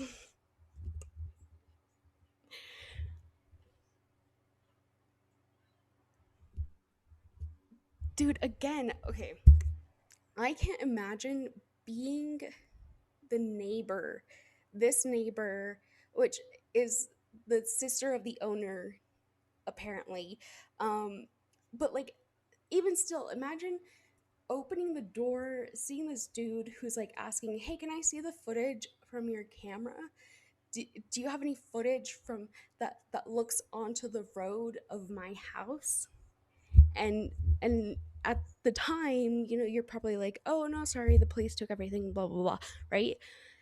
But in hindsight, you're thinking, bro, that was the killer. He killed his parents. He killed his parents. And he's out here asking me if I have footage of him or like footage that incriminates him. Like, hello? Came to like 9 o'clock last night and downloaded all the video she's got. So we're hoping that. Yeah, did it capture anything on? We don't know. They just took a copy of everything and so. That look of frustration, but also, get off of my porch. What are you? Why are you walking around my porch? I don't know. Have you guys ever gone to other people's houses? Because I have, and usually I just stand there unless they like invite me in. Like, I'm not moving around freely, you know what I mean? Because that's weird. And he just like freely, like, what is he? Okay, I'm gonna keep playing because I don't know what he's doing right now. Hoping. Wide angle lens. Yeah, and it's all Be able to get it. Yeah, and it's all HD. And then I think there's one. Especially in the dark, it looks like it has a little bit of night vision. Yeah, and there's one on the corner of the garage too. Wide angle lens, and it looks like it has a bit of.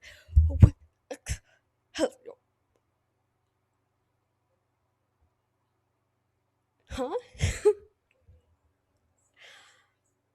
Excuse me?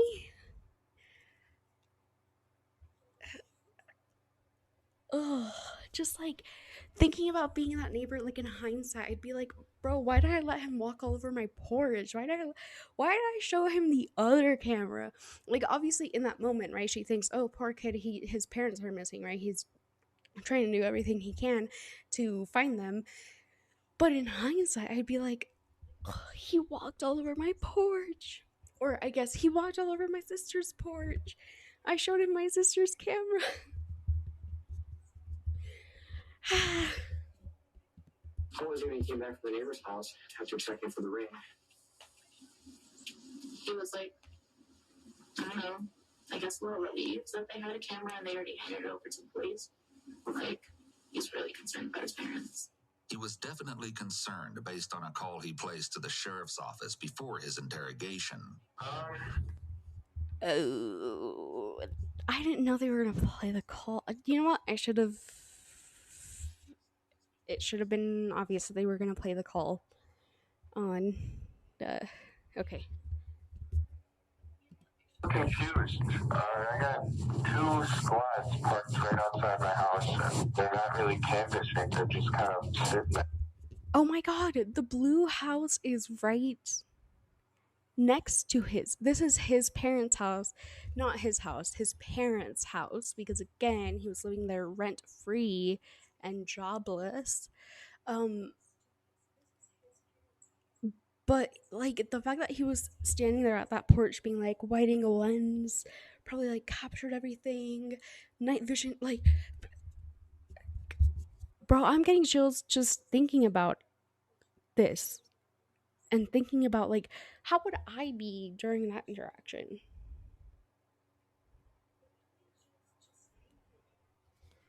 And like what would I think afterwards?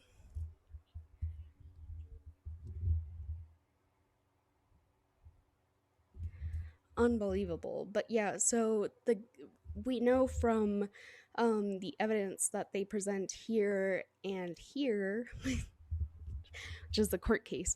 But you know, you can watch a summarized version on Bose's channel. Girlfriend testifies against Chandler Halderson in court. That's part 2. Part 1 is prosecutor shocks jury with evidence that seals his fate. Just to put you guys on a good channel. Also, I'm doing Bose dirty here. Okay. Ads. Okay, you know what? Ranting about ads. The ads on YouTube have gotten really, really bad. Like, it used to be that I could just shut my laptop screen and then open it back up and press play and like, you know, it's whatever. No ads play. I can just keep playing the video, but then now I have to sit through an ad. Anyway, inflation, you know. But yeah, so if the camera was over here, and we know now from the court case that the camera did indeed capture Bart and Krista's cars coming in, and then Bart and Krista never leaving the house again, because it, you know, has the wide angle lens, like Chandler says, so it caught this. And then a neighbor across the road, their camera caught the fireplace somewhere over here in the garage light, which again you can see in Bose's videos. Is everything all right? Yeah, I mean they're in the area. Is everything all right? So, Shut up. right now, getting our second shift crew on around 3:30. Oh, there's 4 now. Something going on that we need to know. Do you know of anything? So, I don't know. It's kind of stressful. Sorry, so there's nothing new going on? Not that I'm aware of. Alright. But in addition to his concern was his notable level of apprehension, and the source behind it would soon be uncovered. Is there any reason to believe mom or dad's blood would be somewhere in the house? That they've been injured at all that you're aware of? Oh, my dad scratches his psoriasis till he, gushes blood. Okay. Gushing, describe gushing to me. Enough to run down your leg, cover your leg, I suppose. No. From scratching? No. That's not. If you scratch yourself hard enough to bleed, you're not going to be bleeding enough to cover your leg.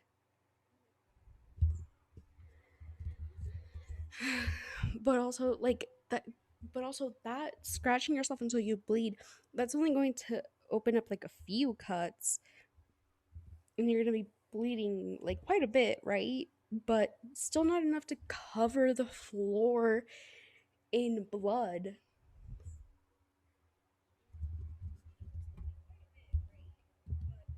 He has it on his knee. So he does this, it just rips down. I ask him to stop, but he doesn't do it when he's stressed out. Yeah, he just kind of it's his tick.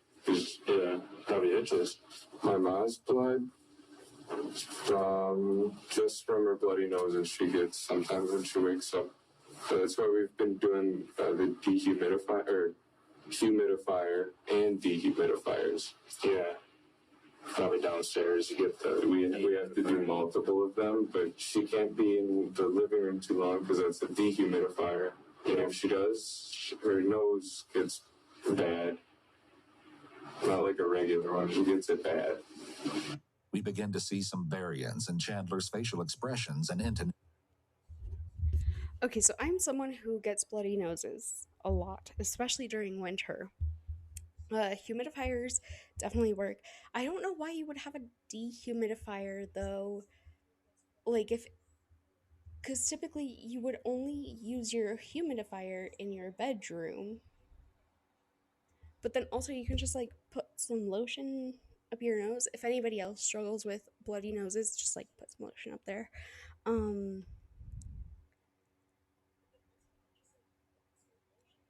But also, I like how the detective was like, oh yeah, it probably uses it downstairs. And Chandler's like, yeah, no, she has to stay upstairs. Then why would her blood be downstairs? If she mostly stays upstairs because her humidifier is upstairs, why would her blood be where the dehumidifier is? Clearly that would indicate that she stayed there long enough for the dehumidifier to impact her, and long enough for her to have the nosebleed, and long enough to where the nosebleed spread all over the floor, as the luminol indicated. Okay, one time I lost 2.5 cups of blood just from nosebleed. And let me tell you, The blood got nowhere. It did not get on my blanket. I was in bed when my nose was bleeding. It did not get on my blankets. It got a little bit on my hands, maybe a little bit on my shirt, but not on the floor. Not on the blankets, just on me and the tissues that I was using it to keep it in. Like, that doesn't make any sense, Chandler. Come on. He's really dramatizing his description of how his parents' blood could be present in the home. In reality, neither the scratching of the psoriasis nor a nosebleed are enough to produce noticeable pools of blood. He might think he's being helpful and convincing, but he's actually coming off as quite suspicious.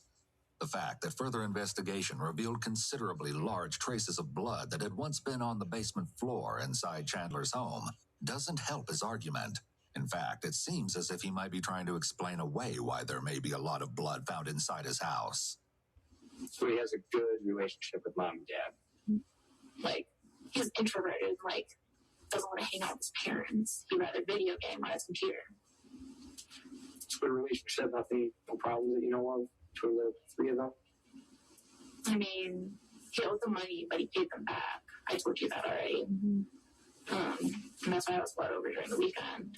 But other than that, that's like the only time I've really seen a big problem with them, I guess. So how did that come about? Why was that a big deal? Because I thought yesterday you said that he's owed for like rent and Christmas presents and stuff like that. So why was it those 2 weeks? Yeah. Because like he was working for American Family at the time.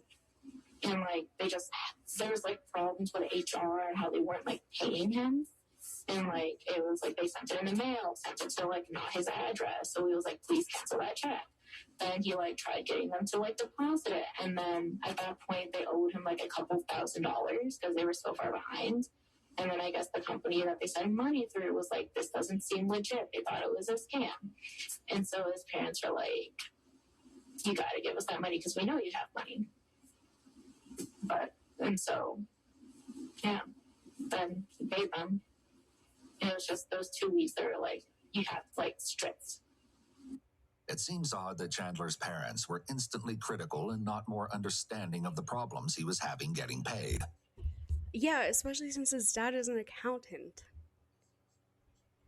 But also, I guess that also kind of would explain why his parents would be frustrated, because as an accountant, and Bart would know, like, this smells a little fishy, sounds a little bit suspicious.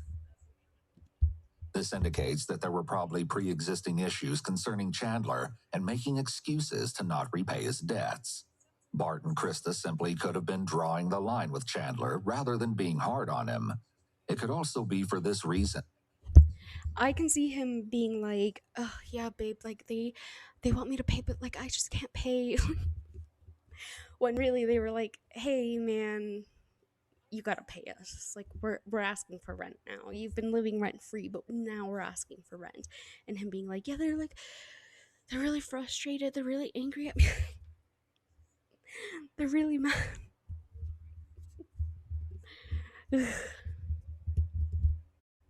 They gave Chandler chores and expected him to cook sometimes. 2 weeks was that when he hurt his back when he fell? Yeah, it pretty much started like right after he fell. Because like they could just say, Cat, come over. It was a part of like the recovery and like, hey, pay us back. Like, because he fell down the stairs, he just had twice bruised his ribs, had to wear like a neck brace. They're obviously concerned and didn't want him doing a lot. Do you know when he fell? Yes, June 17th. As for before 142, because that's around time picture was taken. He was just going down the stairs and fell. He was on the phone with his boss who was telling him to hurry up to his computer, so he was running down the wooden stairs with socks. Yeah. Classic. Yeah.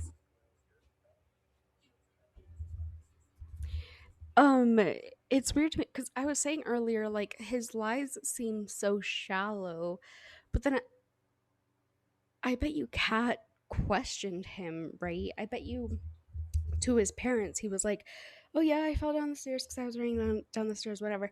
But then to Kat, he was like, "Yeah, I was wearing socks, and my stairs are wooden, and I was on the phone with my boss, and he was telling me to hurry up, right?" Because Kat strikes me as someone who would be like, "But how did you fall down? Why were you running down the stairs? Why weren't you being more careful?"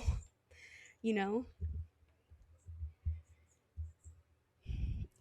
But yeah, some of his lies seem really shallow, and then other lies of his seem like they have more to them. Like, it's like those kinds of lies where you start off with a lie and then you like, oh, and then because of this and then this and then this, and then it starts to build like nice little teeny tiny web,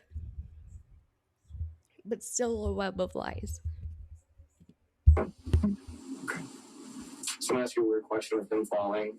He probably was going on the computer, but any kind of apps in the house? No. His dad was downstairs at his computer. He was telling me about like hearing Chandler fall. He was like, "I was on my computer. It didn't sound bad." And then like I got up to like check after a while, and like he was on the floor, and I was like, "Okay, Mr. Alderson." Sure. Yeah.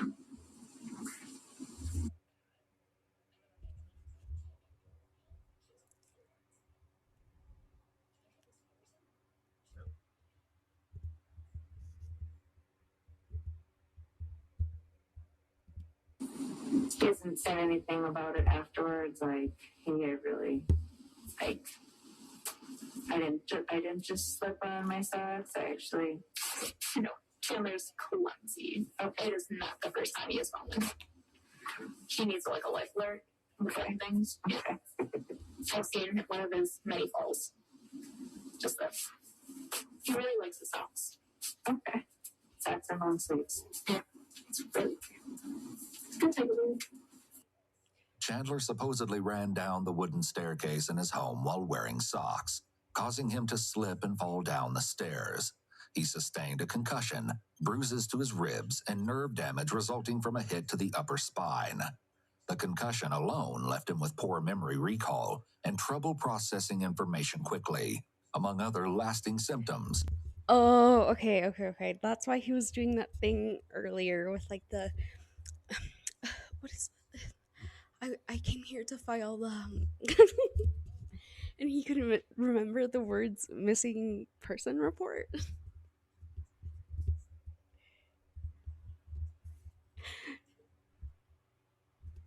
Okay. Wait, I need to see that replay. Hold on. And trouble processing information quickly, among other lasting symptoms. Because his injuries impacted his cognitive ability, Chandler apparently felt that it would be best to notify his soon-to-be bosses at SpaceX of his accident. As a result, he lost his position at the company. This loss, in combination with the persistent and indefinite discomfort of his injuries, weighed heavily on Chandler, not to mention his parents having gone missing not long after. It certainly sounds like an unfortunate case, and while the circumstances surrounding his termination are disheartening, it seems odd that Chandler would voluntarily give up his dream job, seemingly prematurely. If he really did have his future mapped out and it all hinged on this job, most others wouldn't have given up without a fight. However, Chandler essentially just forfeited his future position. Came up Florida. So that's where SpaceX was. That's where he was supposed to go. What was the plan? Go down there? You too? Mm-hmm. Okay. So what did that mean? Because obviously you're a job here. So did you have a job lined up? Or I'm just gonna transfer to, I'm not trying to say FU, but like FU Florida University, because they also have a pharmacy school down there. So I'm getting Facebook notifications because people are reposting the Dane County Sheriff's like notice about them, and we've just been messaging people, and like people have been noticing, they're like, "Hey, are you guys okay?" And we're just letting them repost or tell people. Sure. Yeah. One person can go down there. Did you guys have like every? Man, some of her behavior. reminds me of some of my behavior when speaking with parents or figures of authority. Um, and you know what? It actually eventually it becomes not just your parents, but figures of authority like teachers, um, other adults, and just like adults in general, bosses. Bosses. That's one of the ones that I was like, yeah, no, like, please believe me, I'm telling you the truth.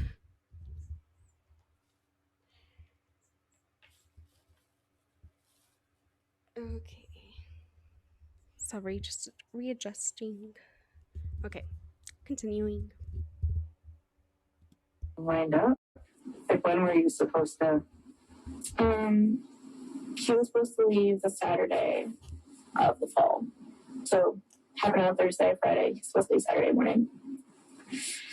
And then I was going to leave at the end or middle of August because I wanted to be here for my birthday. Oh, it's a big one. 2000, yeah. August 21. She's a Virgo? Let me Google that, but I think I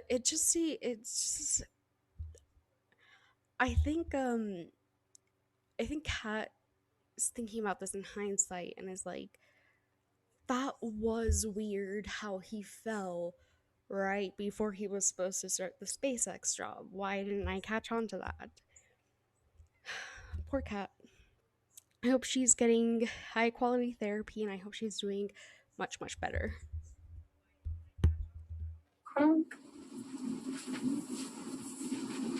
The tragic fall ultimately cost him his job and his future among the palm trees. Very tragic fall indeed. Coincidence, or even a fateful stroke of bad luck. Or maybe the fall is just a small part of something more convoluted. Detectives would discover the truth soon enough.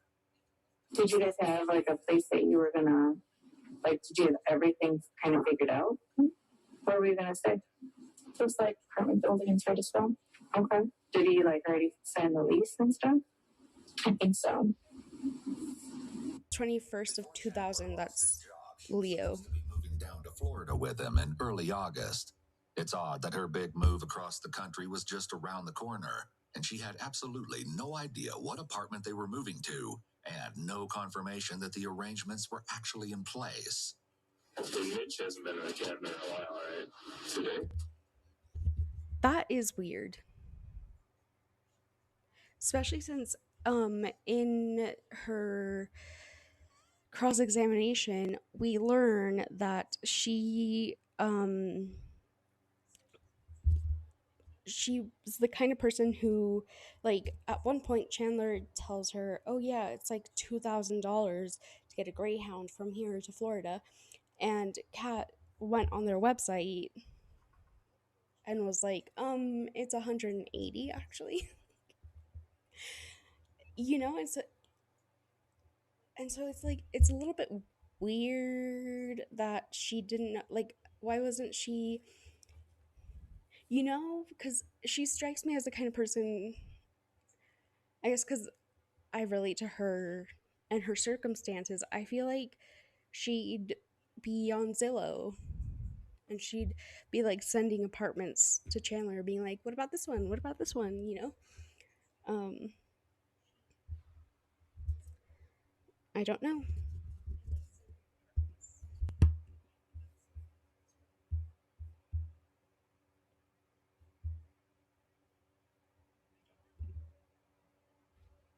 Hello?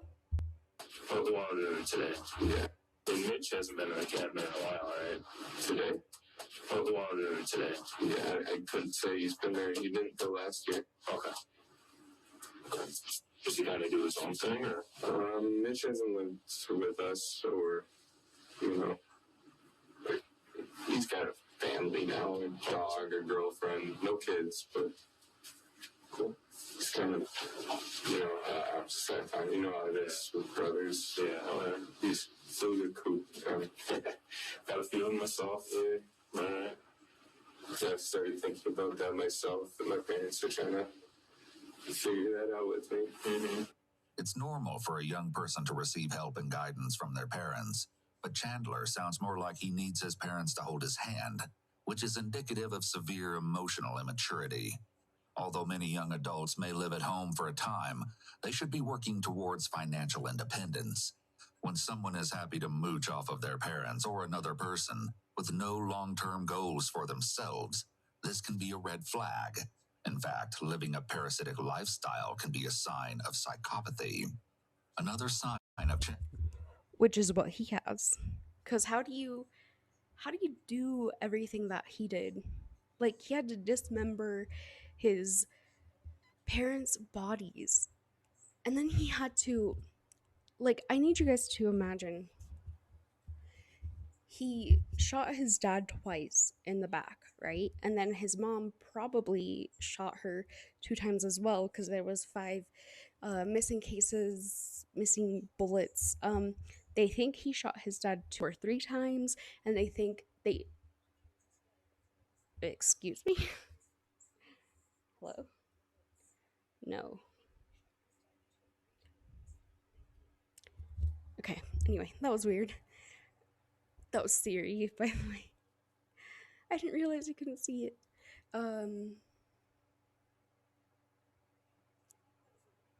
Oh, okay.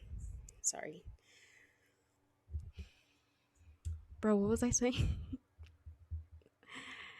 This short-term memory thing is not because of a fall, it's actually just because of ADHD. You know? ADHD things. What was I saying?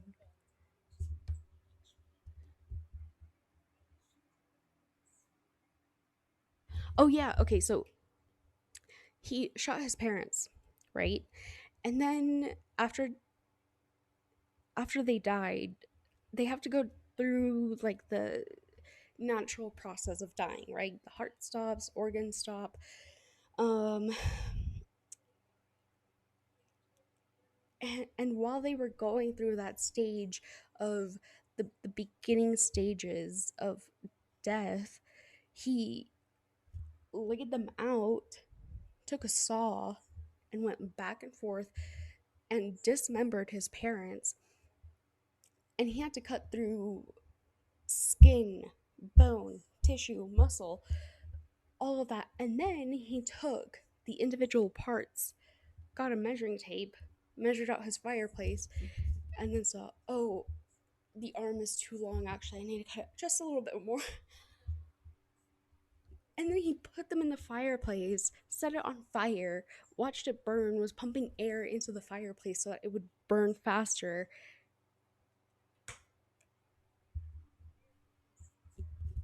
And then when that didn't work, he removed it, removed the body parts, put them in tarp, and put the rest in the freezer. And then he had to take them out of the freezer, put them in the tarp, put them in his, excuse me, I'm burping a lot. Put him in the trunk of his car, drive his car out to his girlfriend's stepdad's farm. And then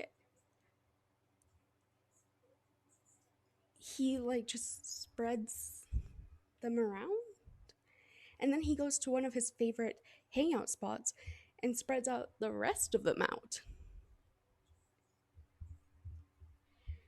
How do you do that and then come back to your house, see all of the broken glass, all of the blood, and then just put chairs in front of it and say, I'll deal with it later?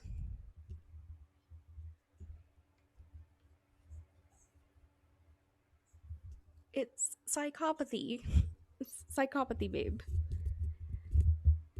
I was gonna say you need therapy, but I don't know if therapy is gonna help you.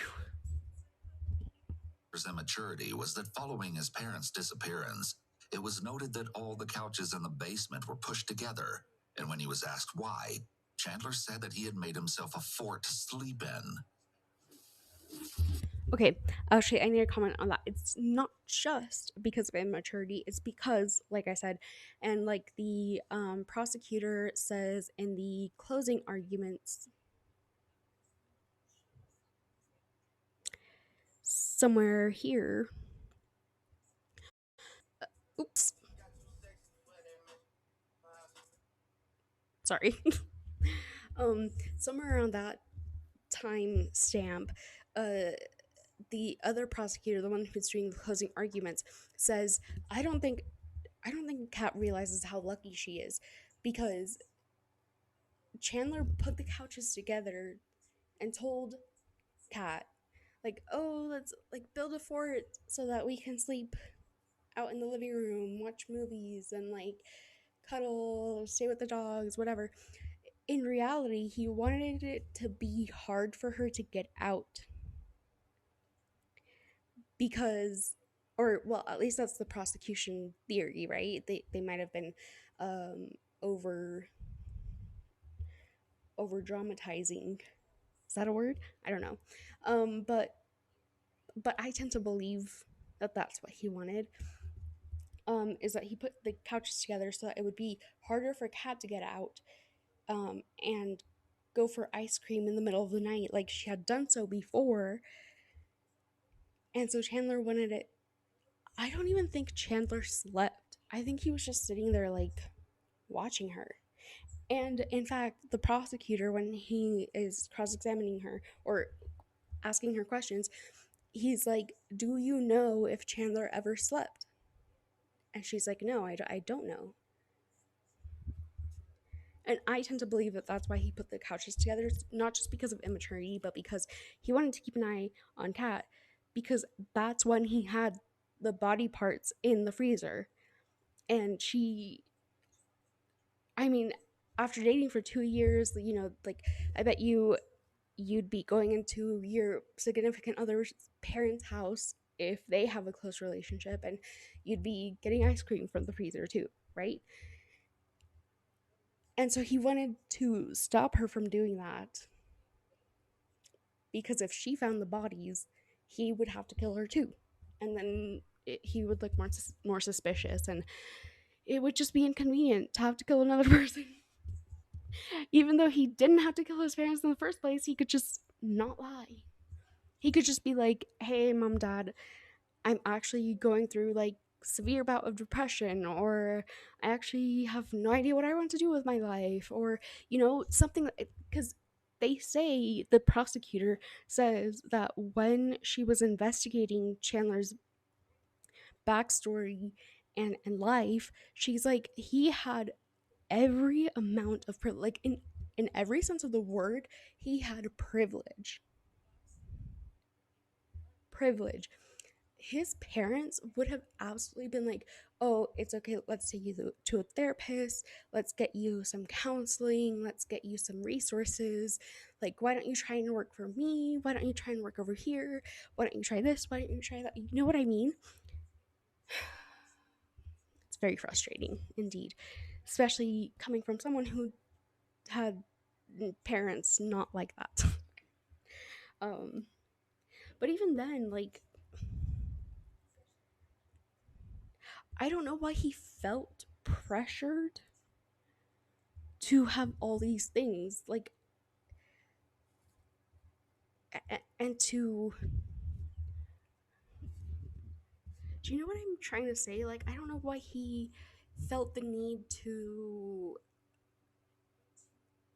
make himself seem more grandiose than he actually was, and say, oh yeah, I'm working for the scuba diving rescue team, I'm going to work at SpaceX, I'm currently working at American Family Insurance, and I'm going to college, I have a hybrid degree in IT and solar engineering, something something.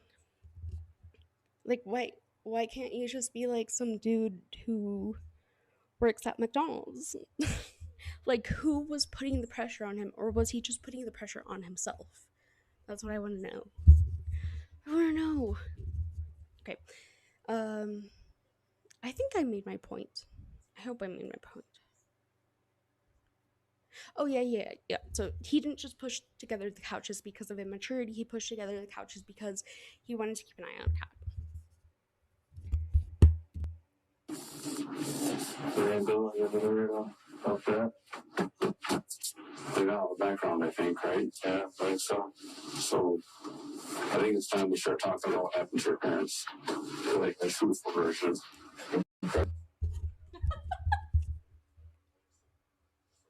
Sorry. His he goes from being like this to like, and then the truthful version. Yeah, Chandler, the truthful version. Because your story is bullshit. I need to watch that again. Let's watch that again. Actually, you know what? I missed the first part. Chandler said that he had made himself a fort to sleep in. They ain't building it up there. They got all the background, I think, right? Yeah, I think so. So I think it's time we start talking about what happened to your parents, like a truthful version. Okay. Okay. So we have like 20 pages of writing. We're going to start with a clean white piece of paper for you to start telling the truth. Okay. Because listen to me. Confronted with a change in the His behavior of like first being like this and then like what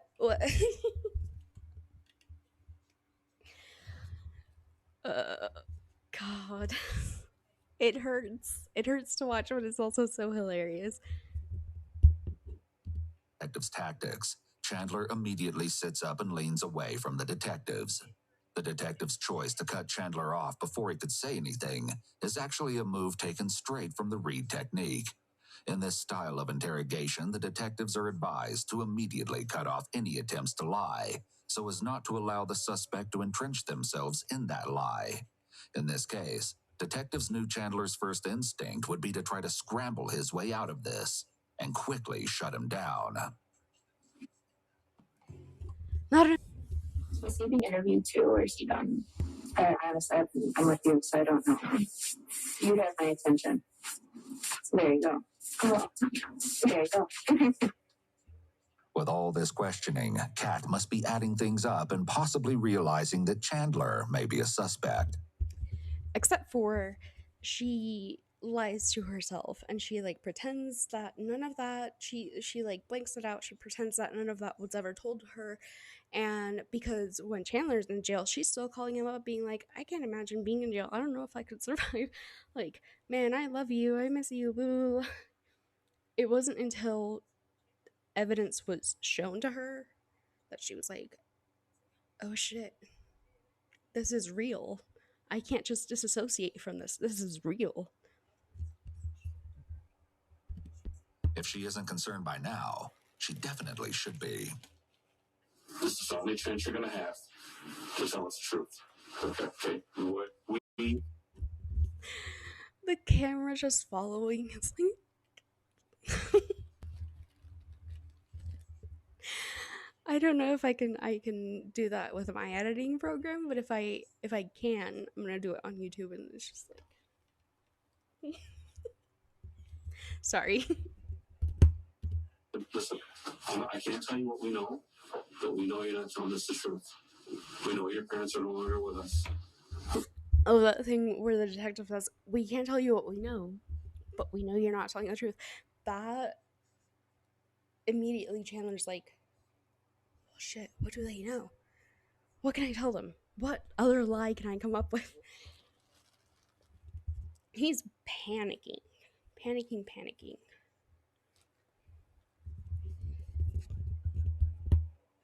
And we know the reason why. Chandler appeared taken aback by the detective's statement that his parents were no longer alive. This is less likely shock at finding out that his parents are dead, and more likely the realization that the jig is up. Officers actually... Wait, I need to replay that because I didn't catch that. Oh, okay. Listen, I can't tell you what we know, but we know you're not telling us the truth. We know your parents are no longer with us. Okay, and we know the reason why. Chandler appeared taken aback by the detective's statement that his parents were no longer alive. This is less likely shock at finding out that his parents are dead, and more likely the realization that the jig is up. Officers Yeah, he even had to do like a double take, like a. Wait, what? They do have proof of his involvement in what really happened to Bart and Krista. Unfortunately, the clues the police managed to dig up tell a morbid tale of the happy couple's last moments. Chandler isn't the only one under suspicion. After all, Kat was with him frequently throughout the weekend. If detectives were also able to find proof of Kat's involvement, she might have a similar conversation waiting around the corner for her. One reason the investigators may be suspicious of her is that while Kat's mother Dolce was a trainee at a public safety commission, she was overheard talking on the phone to her daughter. The instructors at the event claimed that they heard Dolce say to Kat, "But you were not home that night." It's unclear exactly which night they were referring to, but the instructors allege that they may have heard Kat reply something along the lines of, "Just tell them I was home last night." Thinking this was odd, the instructors asked Dolce what was going on, and she repeatedly told them she was home, she was home. It's important to note that it can't be confirmed what was actually said on the phone call. Still, the instructors told the police what they believed they had overheard. Let's check back in on Kat's interview. And you know what? There are people who think that Kat was involved and that there was more to Kat's involvement. But let's see. Been at the house during the renovations. So there's a lot going on at the house. What does the smell like in the house? Dog. Okay. Like when they were working on the basement walls, you would like kind of smell the dusty smell. There's a fiery smell on Friday because when he broke. No, Kat. No, it was not because he broke the glass. Well, it was because he broke the glass, but also something worse.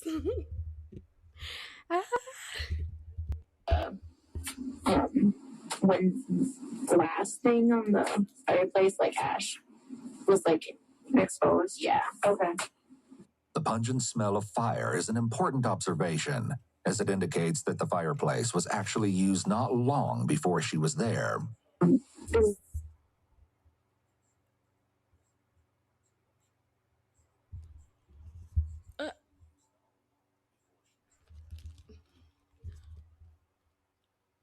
Bro, can you imagine being Kat and realizing, holy shit, my boyfriend was burning his parents' body parts just hours before I got there.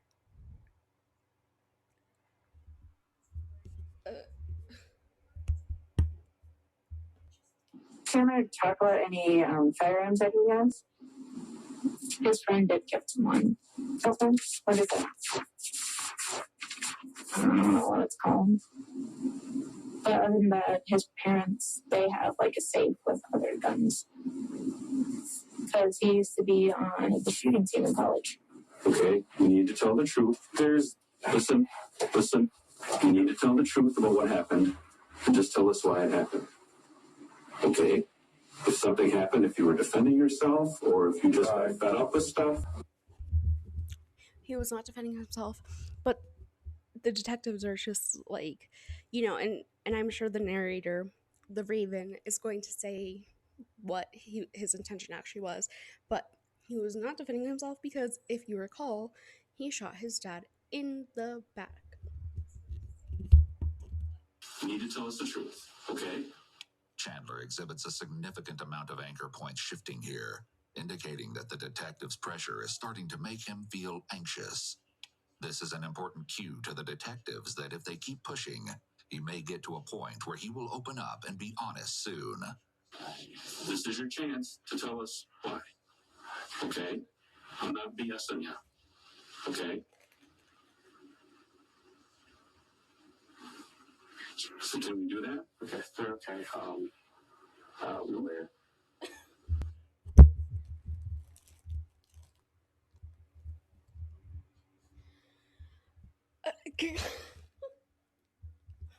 What was that? What?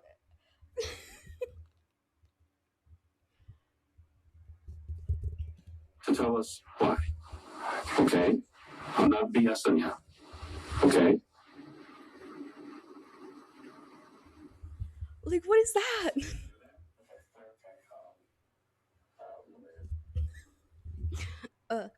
Lawyer.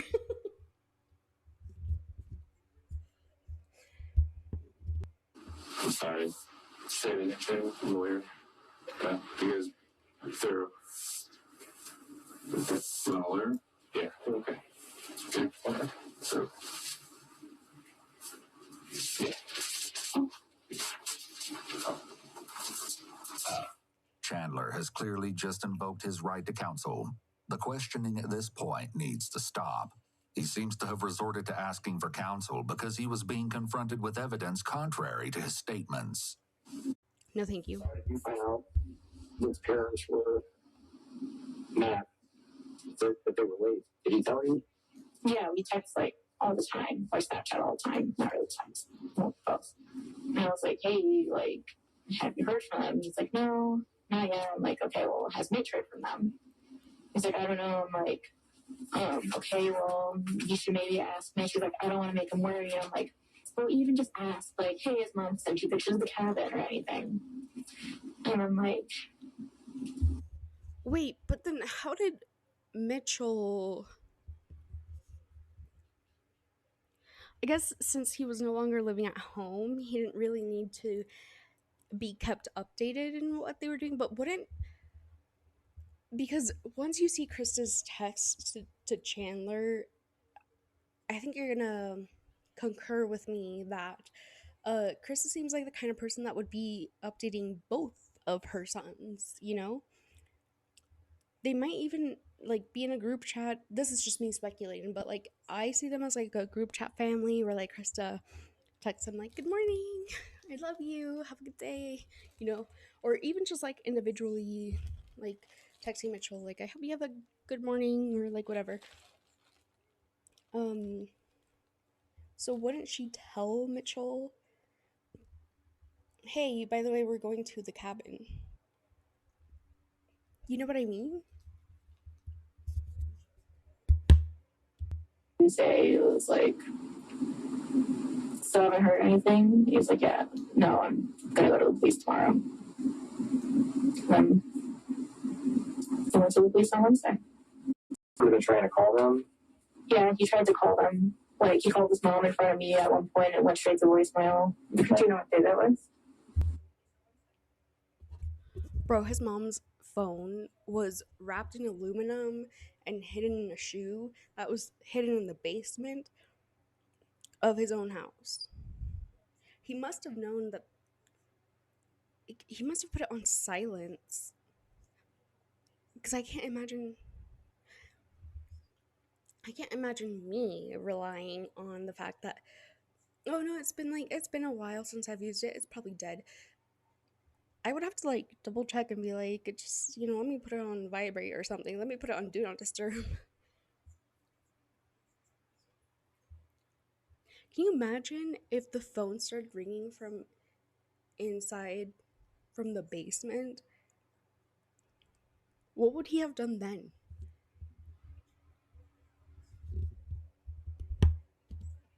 Just sometime this weekend. Okay. Kat tries numerous times to present Chandler in a favorable light. She mentions that it was his idea to call the police and that he tried calling his mom in front of her. Despite the type of questions she's being asked about him, she seems to be standing by his side, even at the point where the detective's questions are getting more intense and implying foul play on Chandler's part. But unbeknownst to her, detectives are already on his tail. They've been on his tail. Okay. You know what happened? I'm not going to tell you what happened. You know what happened. You were there when it happened.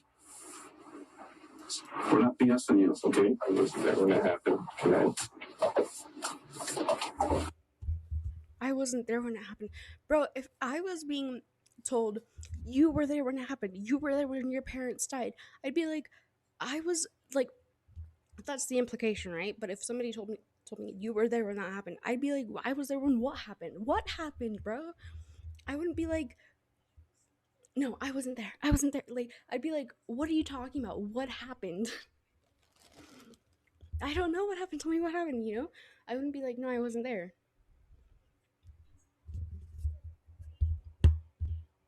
We know more than you think we know. That's true. There's people that have told us things. We have evidence. We have proof. We have more to say about that. So your parents never made it to the cabin, and I think you know that. Okay. So you're asking for an attorney. We're not going to ask any more questions. Understand? Instead of throwing a stone, bro, just come right over here for me. Put it in your pockets at all. Throw it. Just wallet to just put in there. Hey, take it. Just take this.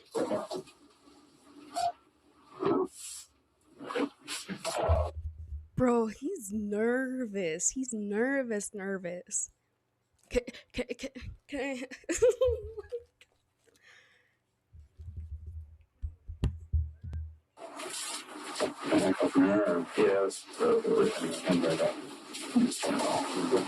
Despite the interrogation ending, Chandler still had something disturbing to say after he was handcuffed. He told the officer escorting him from the room that, quote, "You don't know the whole story," and that he didn't feel bad about what I did. When the officer asked what he meant by that, he didn't respond. You don't think he had anything to do with his mom and dad being unheard from? No. I just, no. All my friends I've talked to, they're like, no, not Chandler, no. Like, that'd be crazy. Sorry, I sound very monotone right now, but like, just no. Kat appears to have no doubt of her boyfriend's innocence, but maybe she... I'm sensing a little bit of doubt because I was gonna ask, like, why are you and your friends talking about Chandler's involvement? You know what I mean? Like, someone had to be like, guys, what if Chandler like made his parents disappear? You know, because otherwise, how would that conversation come about? What if Kat was having a moment of like, guys, what if Chandler did something to his parents? And then her friends were like, no, Kat, like, no, like, that's ridiculous. Obviously, he had nothing to do with it. And then that's why she's like, no, all of my friends are like, no, it couldn't have been Chandler. Do you know what I mean? But, like, that conversation had to come about somehow. Like, who was the one talking? I just want to know.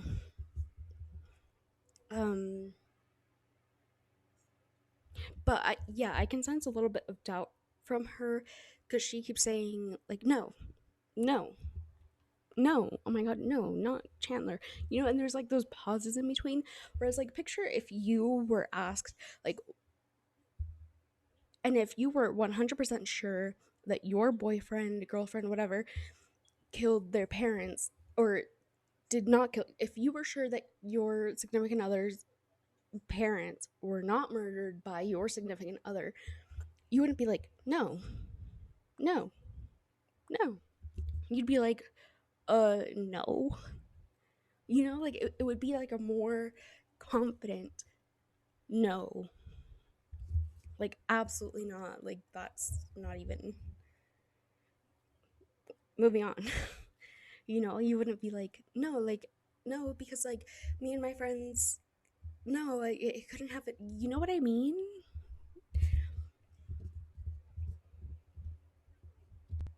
Just doesn't know him as well as she thinks she does. In the weeks following this interview, Chandler's darkest secrets would come to light. Secrets pertaining to more than just his parents' disappearance. But for now, detectives must get to the bottom of what happened to Bart and Krista, and quickly. His brother Mitchell, you think? Mitchell? Yeah, he's... leaf in the wind. Okay. Even if you Do you see what I mean? Like the difference between them asking her if Chandler did it versus if Mitchell did it. Like with Chandler, she was no, it couldn't happen to him, and my friends, blah, blah, blah, blah. With Mitchell, she was like, no. He's a leaf in the wind, bro. they could just like push him over and he'd like break. Kat immediately furrowed her brow when detectives asked her if she thinks Chandler had some role in his parents' death, indicating stress and discomfort with the question.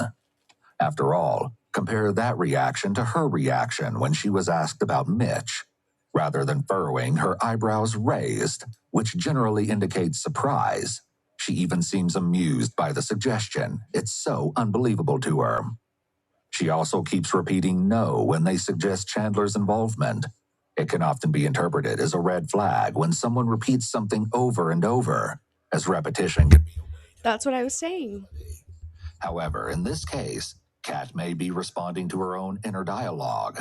The thoughts that must be running through her head are unfathomable, and it's almost like she's trying to convince herself that there's no way he could be capable of that. When did your farm was he, you guys explored the whole time, or is he walking around the property at all? I mean, we went on walks together, but walking's hard for him. Sure. It's not like he could run away and I wouldn't see him. But we were at each other the whole time. On Monday, he said he walked off by himself, but he was going to cry. So. On Monday, he walked off by himself. Had a little cry. Yeah, a little cry session. I was upset about it. Mom had texted him on Sunday saying that the job thing still. Oh, the job thing. Yeah. When did he find out about the job? Was that Monday? Yes. It was right after his appointment because they like called him. They started. Okay. So, were you on the phone with Chandler and heard him yelling about being treated like a prisoner at his house? I think so. Yeah. Okay, tell me more about that. When he wasn't allowed to leave. And that was after the fall, right? When he was recovery / payback 2 weeks for the money that he owes them. Yeah, that sounds familiar. What day was that? Like, so talking about being a prisoner? I don't know. No, like recently? It just sounds familiar. Is that something that he normally complained about? Yeah, like he's only allowed to leave when his parents let him leave. Like their house, their rules. Like if they wanted him home, they'd be like, no, you can't go. Everything about Kat's answer, the long pause before speaking, the glances around the room, and the vague answer are all red flags for signs of anxiety or concern. She seems uncomfortable and reluctant to speak negatively of him. However, she might also be glancing around because it's likely that Kat has many conversations with Chandler, so she's not always going to recall exactly when each conversation took. That's what I believe. And when you watch her cross-examination, you can tell that she has more trouble like recalling things. Like the prosecutor will ask her something and she'll be like, I think so, or like, I don't remember, or I don't recall, you know? My voice also changed. Sorry. I don't know why. Place. Additionally, the fact that she can't remember what day the conversation occurred could be an indication that this sort of situation happens often. In text messages between Chandler and Kat, it's clear that he felt his parents were overbearing. In one, Chandler tells Kat he told his mom, "I won't be your prisoner anymore," and that, quote, "she's actually trying to jail me when she knows I can be more comfortable somewhere else." In one instance, Chandler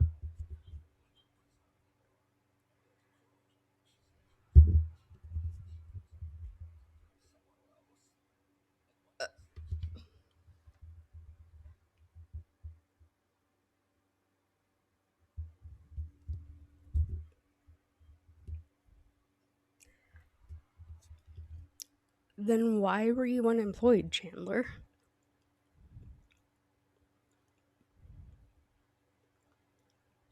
If you wanted to leave,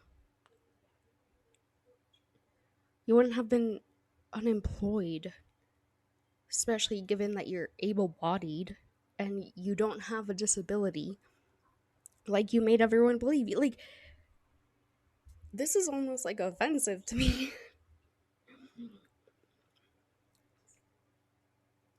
Like, when you want to leave your parents' house, you are going to try to leave your parents' house. You know, you're going to try your hardest to leave your parents' house.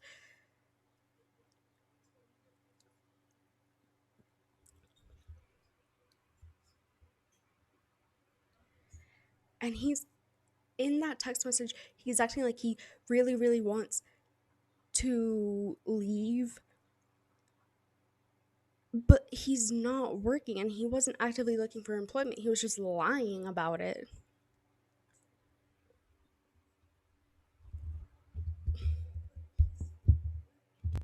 Kat that she can't come over, and he can't leave the house because he owes his parents $1,200. When Kat offers to Venmo him the money, he says he can't take it because his parents see the transactions. The next day, Chandler tells her that he's still on lockdown, and Kat replies that she doesn't understand why his parents are being weird and selective on when she can see him. In an even more concerning series of messages, Chandler tells Kat that his mom wants him to go to the cabin, but he's going to tell her he has plans with Kat and threatens to end his own life. Kat replies cryptically that he's so close to freedom. Chandler then states that he's, quote, not gonna tell them with you there. You don't have to be there to watch them hit me. My sister recommended me try. What?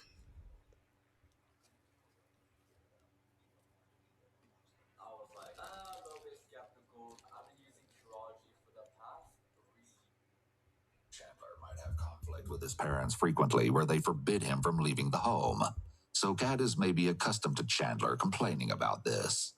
Is his dad a strict father? You know, a lot of dads are really strict. Like, he's strict, but like he still makes jokes, laughs with them, like I said, fishes with them. The prisoner thing, I think he was just being dramatic. Like, what kid wouldn't call their parent a prisoner if they're like not allowed to leave often, or like they want to go do something, their parents are like, no, you know? Yeah. Like, that's just my perspective. I'm not trying to be like, oh, no, Chandler. It's like, it just sounds like a normal kid thing to say to me. Also, Chandler isn't a kid. He's 23 years old. However, I was just about to say that. It's as though she subconsciously recognizes his immaturity. While Kat wouldn't describe the Haldersons as overly strict parents, there's no telling how Chandler must have felt as their son. Based on the information she gave, they definitely seem overbearing and a little more involved in Chandler's life than the average parents would be, given that he is in reality a grown man. It seems like they bossed him around and treated him like a child. As well, Chandler's parents may have been overbearing as a response to their son's personality, his immaturity and inability to face stressors like an adult. He clearly had severe emotional problems, such as a severe lack of assertiveness and poor anger control.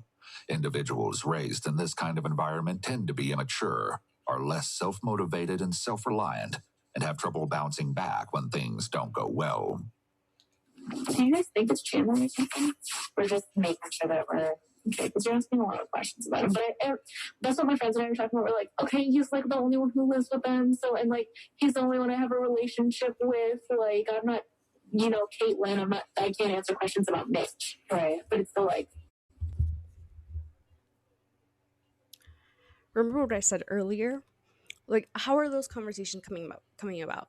Like, she's talking to her friends about Chandler's involvement.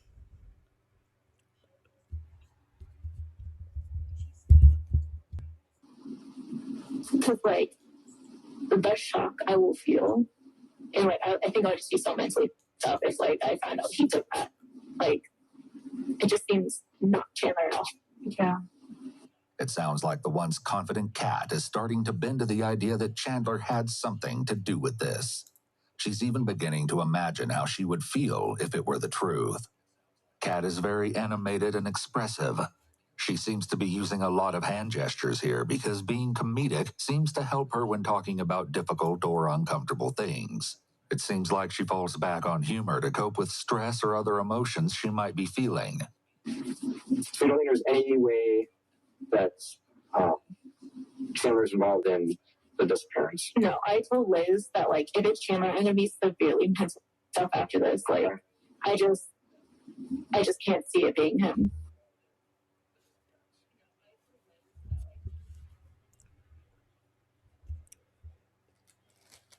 Like, she had to have had suspicions of him to even just bring that up.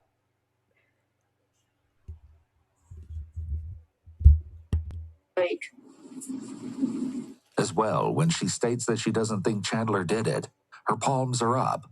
Palms up is generally considered a low confidence body position, meaning that she may be feeling unsure about this statement. If it was, would you help him? no, I'm sorry. Excuse my French. Like, that's crazy. Like, no. Like, I'm sorry. Like, I can't stand blood. Like, blood scares me. Like, But do you see the difference between her confidently saying no versus her not confidently saying no? Like, when asked about Chandler, she's like, no, like, I told my friend that if he did it, like, I would be this, I would be that. When she's asked if she would help him, she's like, fuck no. You know what I mean? She must have been having suspicions about him, but blocking it all out. Oh my god, I just noticed the time that I've been streaming is similar to the time that's on there. I kind of want to see it get to.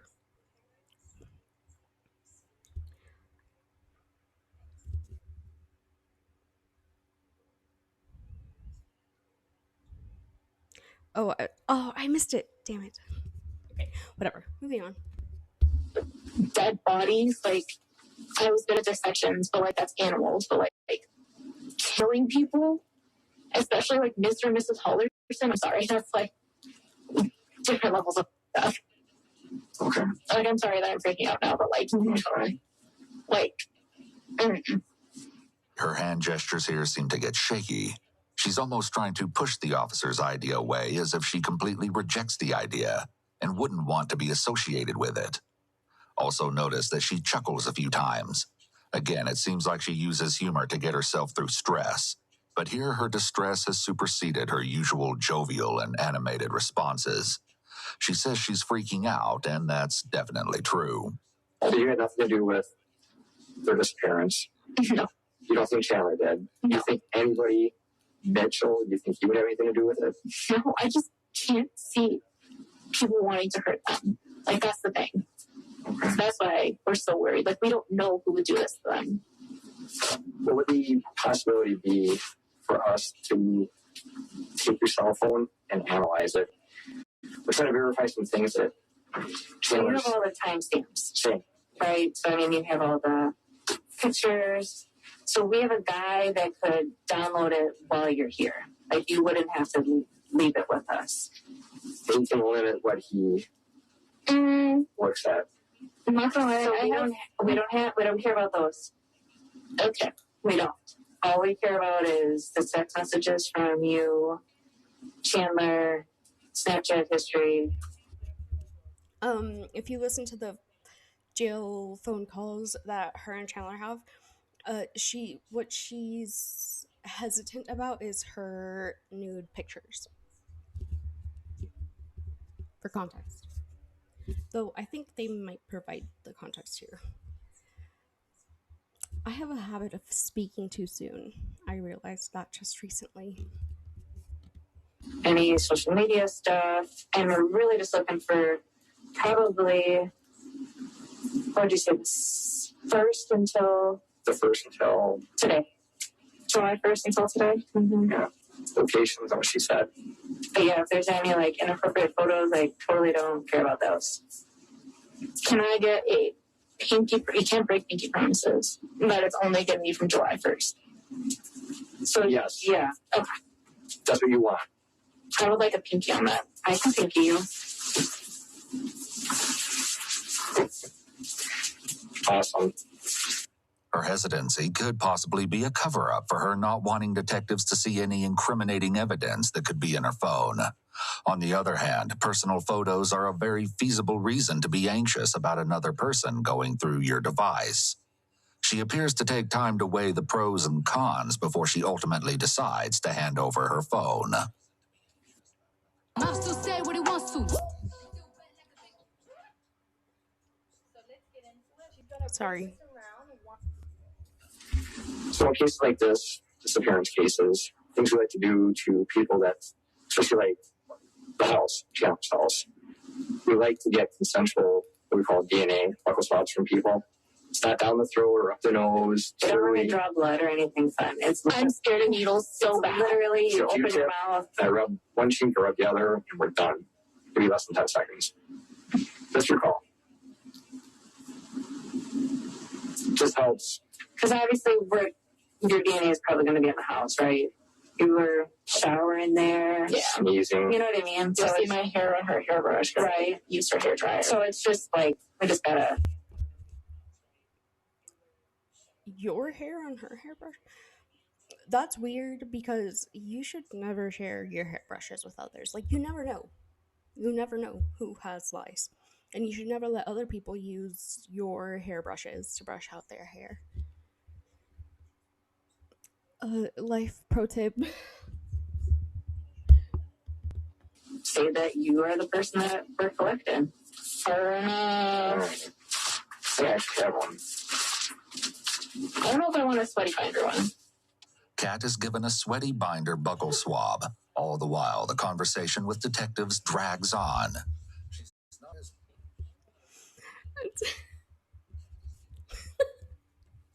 Sorry.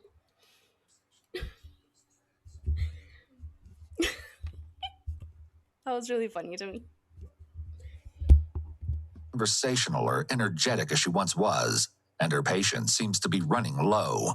She's very likely experiencing the onset of mental exhaustion, given that this interrogation has gone on for over 3 hours with no... I was just about to point that out. I was like, well, it's been 3 hours and 21 minutes, girl. To be fair, I've been streaming for 3 hours. I've been streaming for 3 hours too. But because this is interesting to me, I'm not like mentally exhausted, but like with her, you know, it's all like mundane questions, like what were you doing on such and such day, like what were you wearing, what were you blah blah blah, you know, and that would be much more like mentally exhausting than something that interests you. But anyway, and of wrapping up. Because Kat wasn't under arrest and not charged with any crime, she was entirely free to refuse the request to provide a sample. However, even when officers are fairly certain that they know who committed a crime, they will often perform evidence clearing, where they take samples from people who aren't suspects in order to clear them of the crime and to determine the origin of any unknown samples. This happens for many things like DNA, fingerprints, blood types, and even footprints. As far as her phone is concerned, there is also a right to refuse surrendering a phone to law enforcement. In Kat's case, if she refuses a phone search or a DNA swab, the only recourse investigators would have is to obtain a warrant for both. It's unclear that investigators would have had enough evidence to show probable cause for either warrant. An attorney would advise you to always refuse to give a DNA sample or provide access to your electronic devices. Even if a person isn't a suspect, it's highly likely the sample will end up in the FBI's CODIS database, the Combined DNA Index System. This can later be used to match newly found and unknown DNA samples to known records for a positive match, and gives the police state a greater ability to ensnare both guilty and innocent alike in any possible future investigation. but like if you're certain that you aren't going to commit any crimes where DNA evidence is needed, such as murder or like say you rob a bank or whatever, like, you know, I don't see. I mean, my phone may be a little bit more because like there's some conversations on there, sus conversations, and by some sus conversations I mean like, you know, sometimes you just say shit. But no, I mean, like, I don't have anything on there that would be like, yeah, I murdered so and so, like, but with your DNA, like, me personally, I'd be like, yeah, you can take my DNA and put it in the CODIS. It helps find missing people all the time, think of it that way. Can also work retroactively, so that once you submit that sample, it may match up to previously obtained unknown samples, leading to additional legal headaches. It's better, whenever possible, to simply remain off the radar. While DNA matches are generally... Imagine, though, if you had never committed a crime and then you submit your DNA because you're positive you've never committed a crime, and then it comes back positive for a crime that you're a suspect in. Maybe you should say no. Consider to be as perfect a match as you can get. Sloppy evidence collection can easily entangle innocent people in rather serious investigations. CODIS hit a milestone in 2021, with 20 million records now in the system.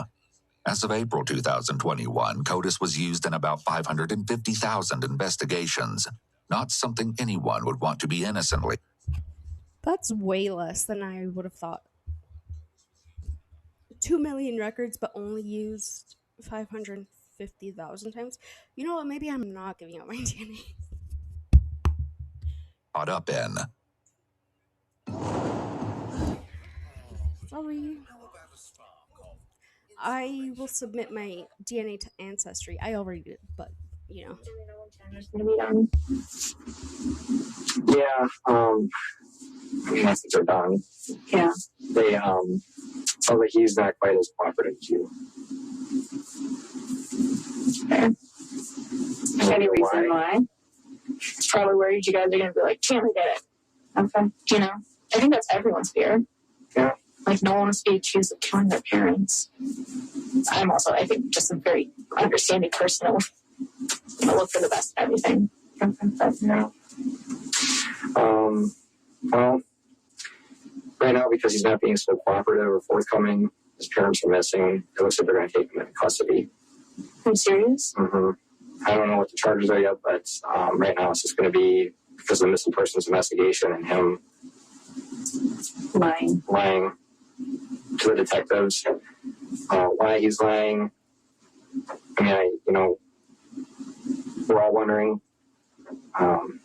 Tonight. You probably know him best. Why do you think he's not being truthful? Doesn't want to depend on him, I guess. Can I talk to him before he goes or no? Mm-mm. I think I've already walked him down. Why? That's great. I mean, you've been super cooperative in trying to get your phone back. If it's not going to be done anytime soon, we can get you a ride somewhere, have someone pick you up. Can I get a ride back to Chandler's? That's where my car is, and I'm supposed to meet his brother there. That's going to be something else. I'm glad you said that. So they're probably going to want to leave. They're going to leave your car there. No. At the house because he was in it all weekend. No, I'm sorry. And I have places to be. That's my car. Like, if I'm being cooperative, why do you have to take my car? Because Chandler's not, and he was in your car. So there's chance that there's DNA in there that we need to get. But don't we have to consent to that, or you need a court order or something? Oh, because it's at his house. They're looking at writing a warrant at the house. So if they write a warrant at the house, your car's in the driveway, they're going to want, because he was in there. Kat appears pretty fed up at this point, both with the extensive questioning and the detective's demands. Seeing as she still has work and school to get to, she's reasonably devastated about having to hand over her car. It's not easy or fun to feel like you're being punished for being cooperative by having your things confiscated. It's important to note that a search warrant must be specific about the places to be searched and the items to be seized. However, this specificity requirement doesn't have to be as precise as some people think. For example, a warrant may give officers the right to search a house, attached buildings, e.g. garage, and any vehicles on the property. The key issue here would be how vehicles were listed on the warrant. The warrant may actually name her car specifically, or it may be more generic, such as vehicles on the property. If it's sufficiently generic and could be interpreted to include her car, then it's legitimately a subject to search, impound, and process for evidence. Perhaps the thought of having her clothing and the vehicle that transports her to her job makes Kat feel like there are still pieces of her life that are real and reliable. After all, she's likely still registering the fact that the guy she's been dating for 2 years isn't the person she thought he was, and that this major aspect of her life was a lie. She has every right to be mentally and emotionally fatigued, and this fatigue could be what's making her push back against the detectives. So there's like no way I can talk to him at all. It's downstairs. Is that where the like jail is? Yeah, this area.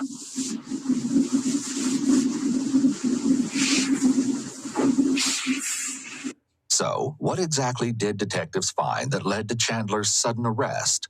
The answer isn't easy to stomach. The same afternoon that Chandler was being interrogated, police received groundbreaking information from none other than Kat's mother, Dolce, and her girlfriend, Cress.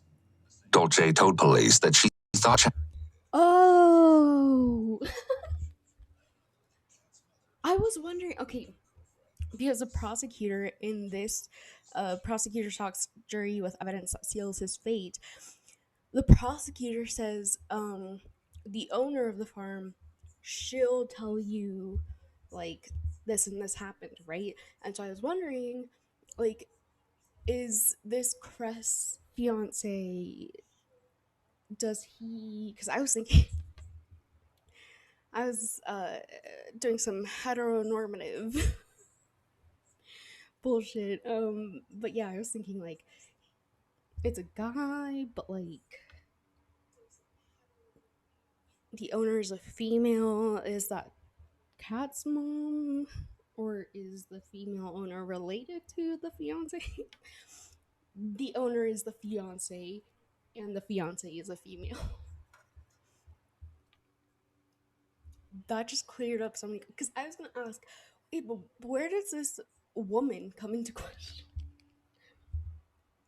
The fiance and the woman, one and the same. his behavior had been strange lately, and she'd actually begun to believe he was using some kind of narcotic. Oddly, an officer also described Chandler's pupils as looking like pinpoints, but this wasn't the only story she had to tell. On Monday, July 5th, Chandler visited the farm without Kat and asked Cress if he could use her pool, to which Cress consented. Both her and Dolce were present at the farm that day, and not long after Chandler walked away from the house and disappeared towards the pool, the couple resolved to go for a swim as well. The two hopped on Cress's tractor and made their way across the field towards the pool. However, as they rode along, they saw no sign of Chandler. What they did see through the open doors of the large barn was Chandler's car. The car was parked on the opposite side of the barn, near the wooded area of the farm. Once they got closer, they could see that the trunk was open and Chandler wasn't anywhere in sight. After a minute, they simply continued on their way to the pool. A few minutes later, while they were swimming, they both spotted Chandler walking along the edge of the woods near where his car was parked. He walked away from the tree line and directly towards them. Once he got into the pool, the women noticed that he seemed to splash his chest, arms, and face with the water, as if washing himself off. Then, after staring off into space for a few moments, Chandler left suddenly.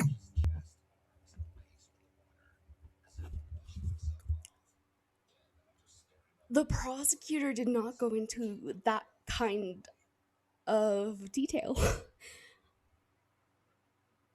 Bro, I can't imagine being Kat's mom. You have a fiance that owns a farm, and you're present at the farm when the killer is dumping bodies in your back, because you live at the farm at that point. Like, that's your fiance's farm. You live there. I mean, Kat's mom has like her own house, right? But like, if they're over, like, that's basically your backyard. You go there often.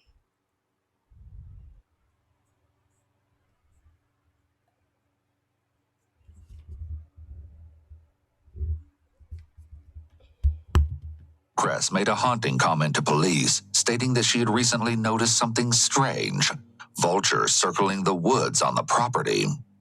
Police inspected the woods near where Chandler had been seen, and it wasn't long before they made their first gut-churning discovery: a male human torso.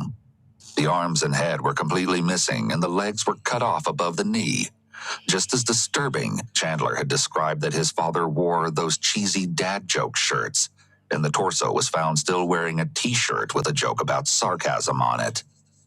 Investigators also found several cutting tools, including scissors, a saw, bolt cutters, and a long blade, discarded in an empty oil drum by the barn. This was enough to charge Chandler with his father's murder. Interestingly, the medical examiner would later note that there were noticeable differences in the marks left by the tools used to dismember the torso, which could possibly indicate that more than one person made the marks. However, his mother, Krista, was still missing. She wouldn't remain missing for long, though. And you have to elaborate on... Oh my god! This video puts things in... I need a minute. This video is putting things into perspective that the prosecution opening statements... and like I said at the beginning, I've been watching the opening statements, closing statements, cross-examination of Kat, and defense closing statements and opening statements as well, multiple times this past month. None would have prepared me for like the amount, like he was like, okay, so I know that you know this, but picture like that event happening. And I'm like, bro, I never thought...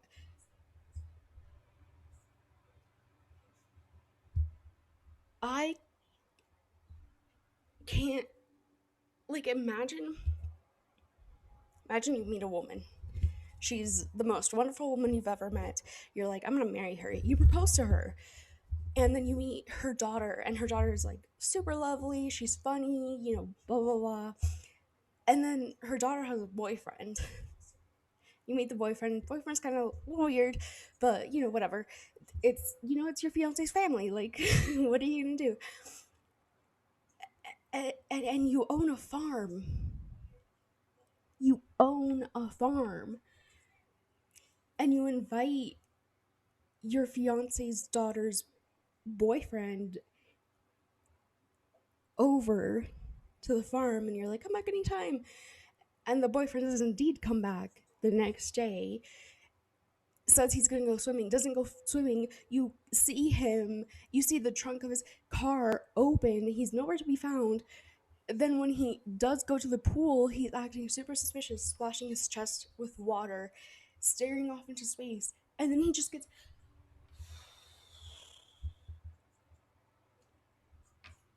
Put yourself in their shoes. Now, imagine being Kat's mom.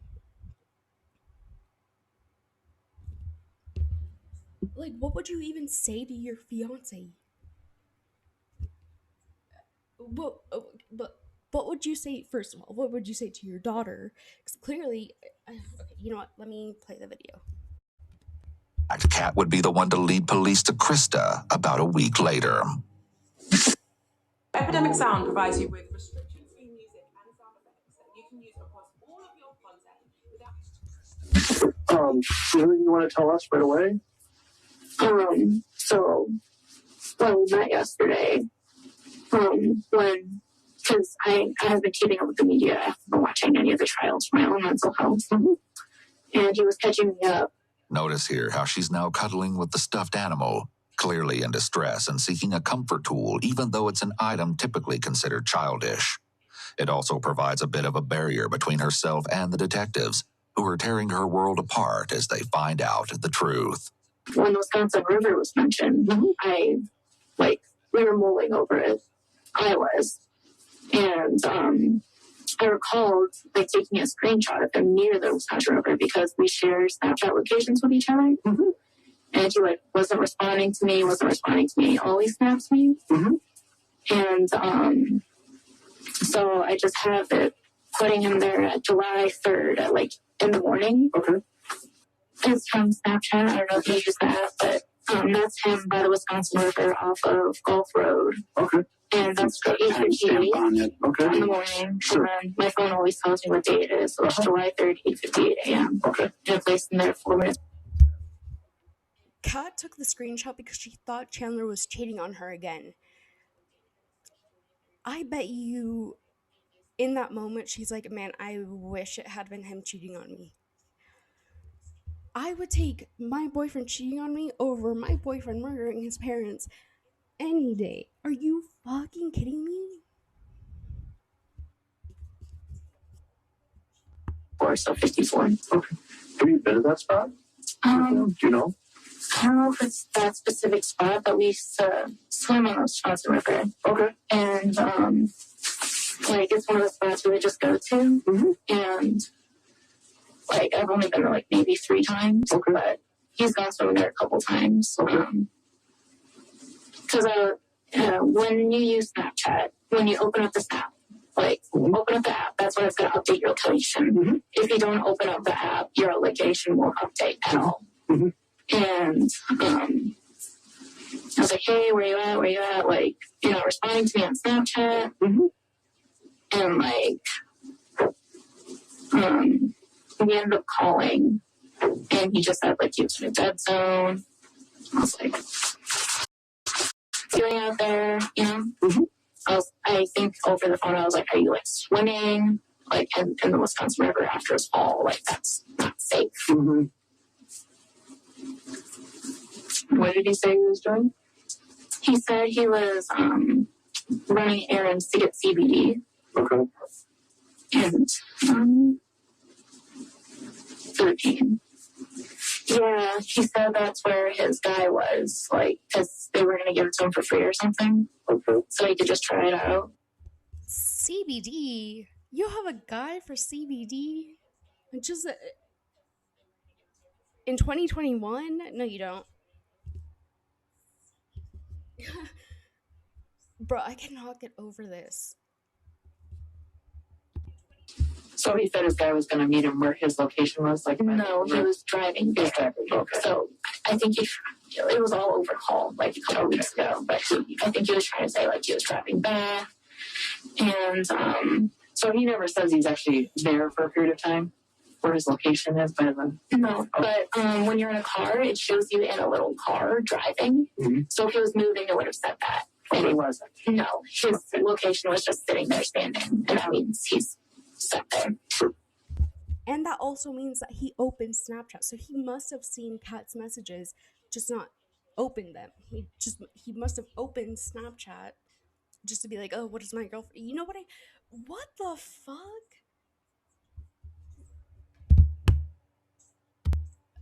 Krista's remains were found by the Wisconsin River in the area where Kat pinged Chandler's location on July 3rd. Most disturbing of all was that when the police arrived in the area, they noted that it appeared familiar. During their investigation, they had noticed a photo of Chandler leaning against a distinct-looking elm tree. They soon discovered that same tree in the area, and approximately 100 yards behind the tree Chandler was photographed with were Krista's remains. Not only that, but the text that Chandler got from his mom on Sunday, July 4th was examined. As Chandler points out in his interrogation video, Krista had sent him a text saying that they were fine and that they would be attending the Independence Day parade that day. The date that this text was sent, July 4th, was inconsistent with the fact that this big annual parade had actually taken place the day before. Wait, but Chandler said that. He said the parade doesn't take place on July 4th. In White Lake, they don't have the 4th of July parade on Sunday.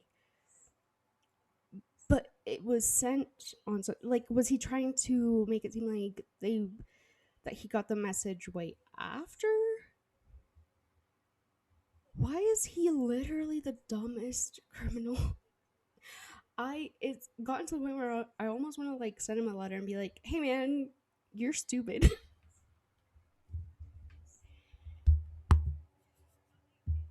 July 3rd, when police tracked Krista's phone back to where it was when she sent that text, her phone was nowhere near the family cabin or anywhere in Langlade County. In fact, Krista's phone showed itself to be located inside of her house. After this discovery, police later found Krista's phone in the garage, wrapped in tinfoil and stuffed inside of a hidden shoe. All signs pointed to Chandler having been the one to send that text message to himself. He was almost immediately hit with additional charges concerning the murder and dismemberment of his mother. There's no evidence to suggest the cat was ever involved in or even aware of the murders of Bart and Krista Halderson. But it seemed like Chandler was trying to frame her by getting her to bring her mom's Swiffer to use that to clean the crime scene. Her hydrogen peroxide, her stuff. Like, he was clearly trying to frame her. But it didn't work out because Kat, like, every emotion shows on Kat's face. Like, you cannot, when they asked her, like, do you think Mitchell did this? She was like, not Mitchell. When they asked her, do you think Chandler did this? Like, you know what I mean? Like, and I already talked about this, but yeah, if she is lying, like, you can clearly tell when she's lying or when she thinks something, but then is like not sure of what she's saying. You can see that on her face because she's so expressive. But also, like, she clearly had nothing to do with it because there's no other evidence besides her being expressive. You know what I mean? And she has since been cleared of all suspicion. Kat was just another victim of Chandler's convoluted web of lies. And she wasn't the only one. Quite frankly, everything Chandler had told everyone around him about his life was a complete lie. Chandler had been attending Madison College, but he had stopped attending classes over a year ago and never told anyone. Because he failed out. He failed out. He failed. And that's what he failed, and he was like, well, college is not for me then. He'd even pretended to be a Madison College administration member and communicated with his parents, both over email and over the phone. This was all to make it appear to his parents that he was still enrolled. There was never a job waiting for him at SpaceX. He'd never secured an apartment in Florida with plans to move himself and Kat there. He very likely faked the fall or caused the fall on purpose, right before he was scheduled to leave for Florida in order to avoid facing that lie. He'd never been on a police scuba diving team, but what he'd certainly done. I cannot believe they didn't mention the fact that the Madison Police Department does not have a scuba diving rescue team. That was the most shocking part of the opening statements, and it continues to be a shocking part of the opening statements because, like, it clearly shows that everyone in his life trusted him enough to not.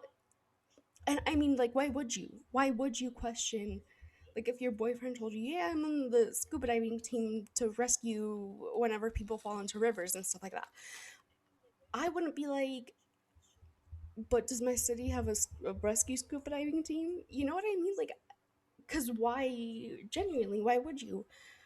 But then to find out that the city that he claims he works for and doesn't even have the group that he says he works for,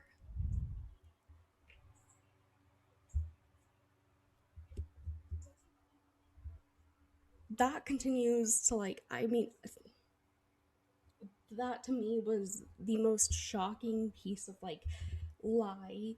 Like, because I knew they were gonna say he wasn't a rescue scuba diver. What I wasn't expecting was for them to say he wasn't a rescue scuba diver because the team did not exist.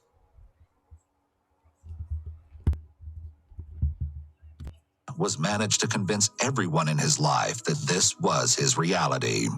It's worthy to note that pathological lying and conning behavior such as this can be signs of psychopathy or antisocial personality disorder. It's also a fact that narcissists tend to be quite grandiose and tell stories about themselves that don't fit reality. To a narcissist, the idea of being normal or like others is intolerable.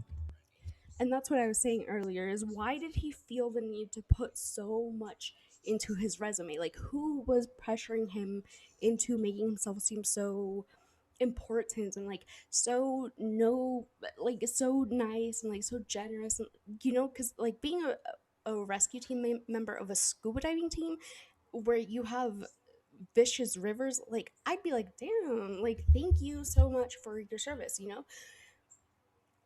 Why couldn't he just lie about him working at McDonald's? I don't know.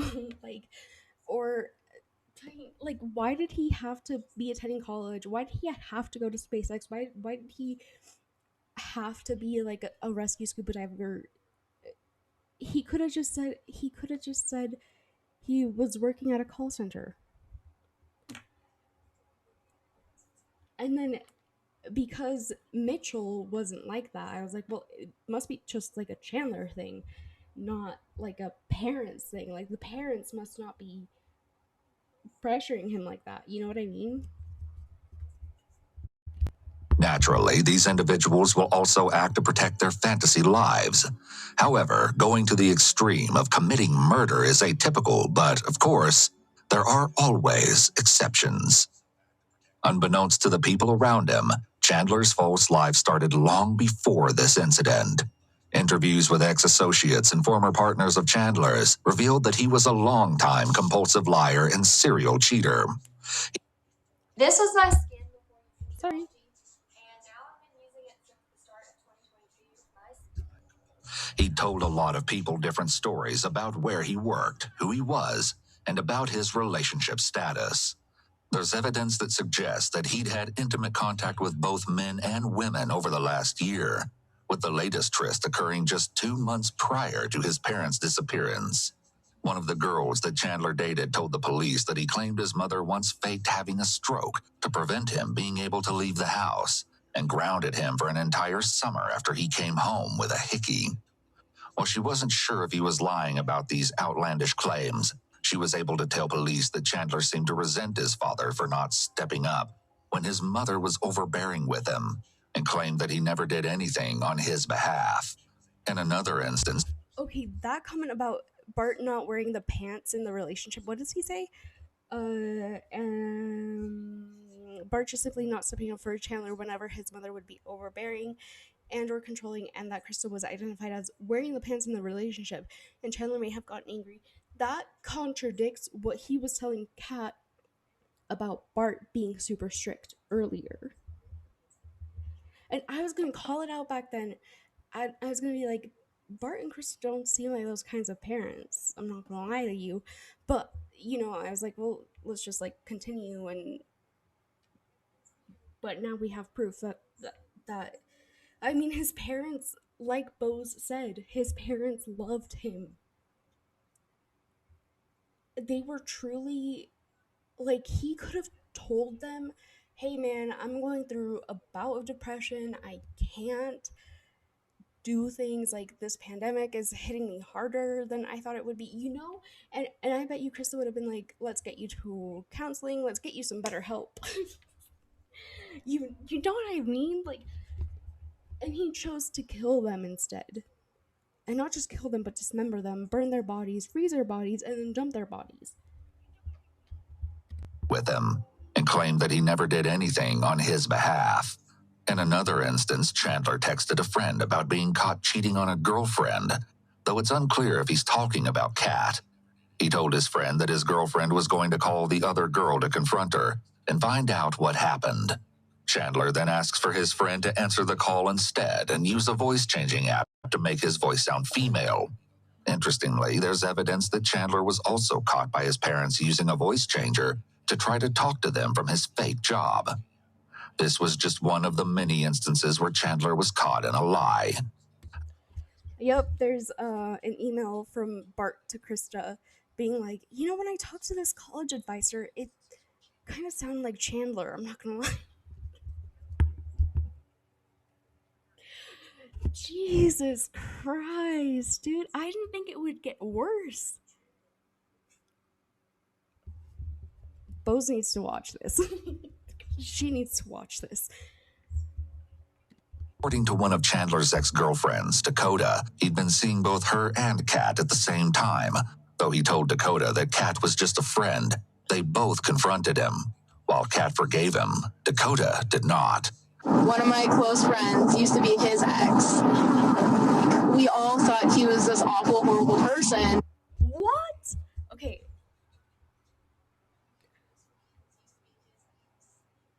Blank's dog confronted him. Okay, Blank confronted him about posting a picture of himself with another girl and her own dog. Chandler claimed Kat was his lesbian friend. But Kat was close friends with this person.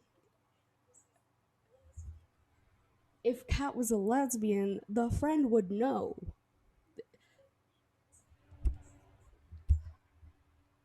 Again, he truly,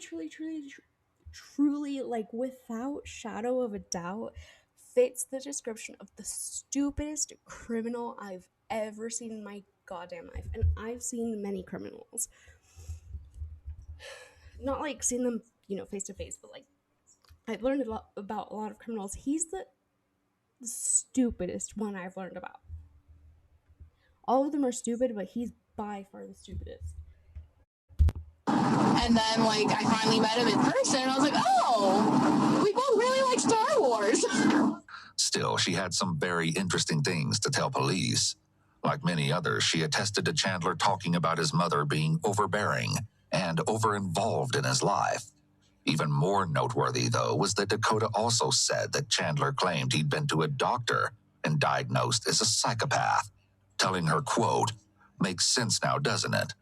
But Dakota wasn't the only one that Chandler made this claim to as well. One of his friends and ex-roommates, Alexander, described Chandler as a pathological liar, cold-hearted, and emotionally distanced. Not only did Alexander suspect that Chandler stole money from him while they were living together, but that while proclaiming his innocence, Chandler made an eerie comment that he could look for the money in his safe, but also... Okay, that's what I thought. So Dakota, the ex-girlfriend, says that Chandler says that he went to a doctor and got diagnosed as a psychopath. But that didn't sound right to me, because if I remember something from, my many years of being on the internet and like going down rabbit holes and whatever, doctors don't officially diagnose people as psychopaths or sociopaths. And then further, so that was from WebMD, oh my god. And then Medical News Today says, as psychopathy is not an official mental health disorder, doctors cannot diagnose a person with the condition. Like, that was just Chandler being like, yeah, I'm a psychopath. or maybe he was being honest about it, but I see it more as like him trying to pretend like he was cool and like scary, like, I'm a psychopath, you should be afraid of me. Don't judge me for what you find. Alexander never looked in the safe, likely because on one occasion Chandler told him that he thought he might be a sociopath. Most people who knew Chandler had no clue of the reality of his life. That is, until Bart uncovered one of his son's secrets. It's just data. Sorry. Dude. What? He'd begun to suspect that his son was lying about his education after noticing several grammatical errors in the emails Chandler said he received from schools. That reminds me of the human resources manager. If you're gonna lie and you're gonna be typing up emails, at least use Grammarly. I mean, come on, dude. What YouTuber have you seen that hasn't talked about Grammarly? Like, Grammarly, boom. Your dad would have never noticed. As well as several other red flags. Some of the red flags included a meeting with someone from Chandler's college being canceled, so someone else named Daniel Spieth called Bart. Bart later told Krista that the person he talked to sounds just like Chaz, the nickname Chandler's parents used for him. Police would later discover that the email accounts of Daniel Spieth had the same birth date as Chandler, and that the sign-in phone number was the same as Chandler's cell phone. Still, Bart didn't know this at the time. He attempted on a few occasions to gently confront Chandler about some of his lies, and even emailed him saying, "Did you email HR to inquire about your paycheck? Unless there's something you are not telling us, they have had ample time to pay you." So he posed as his son, called the school, and asked for a copy of his unofficial transcripts, and was told he wasn't a student there. Hi, I'm trying to get an appointment scheduled to meet with somebody to maybe just get a copy of the transcript and also a printed copy of a certificate that was earned and other degree verification. Do you have your old account info? Like you used to be Alderson C at Madison College. How far back does that account go that you're looking at? Like when was the first class taken? 18, spring of 2018. So I don't see that you were admitted in any program. You said they were, the IT degree is in there, right? No, those are just classes. You might have just took the classes, but not be in the program. Was the internship from the spring show up in there? No. Okay, thank you for your help. Bart told Chandler.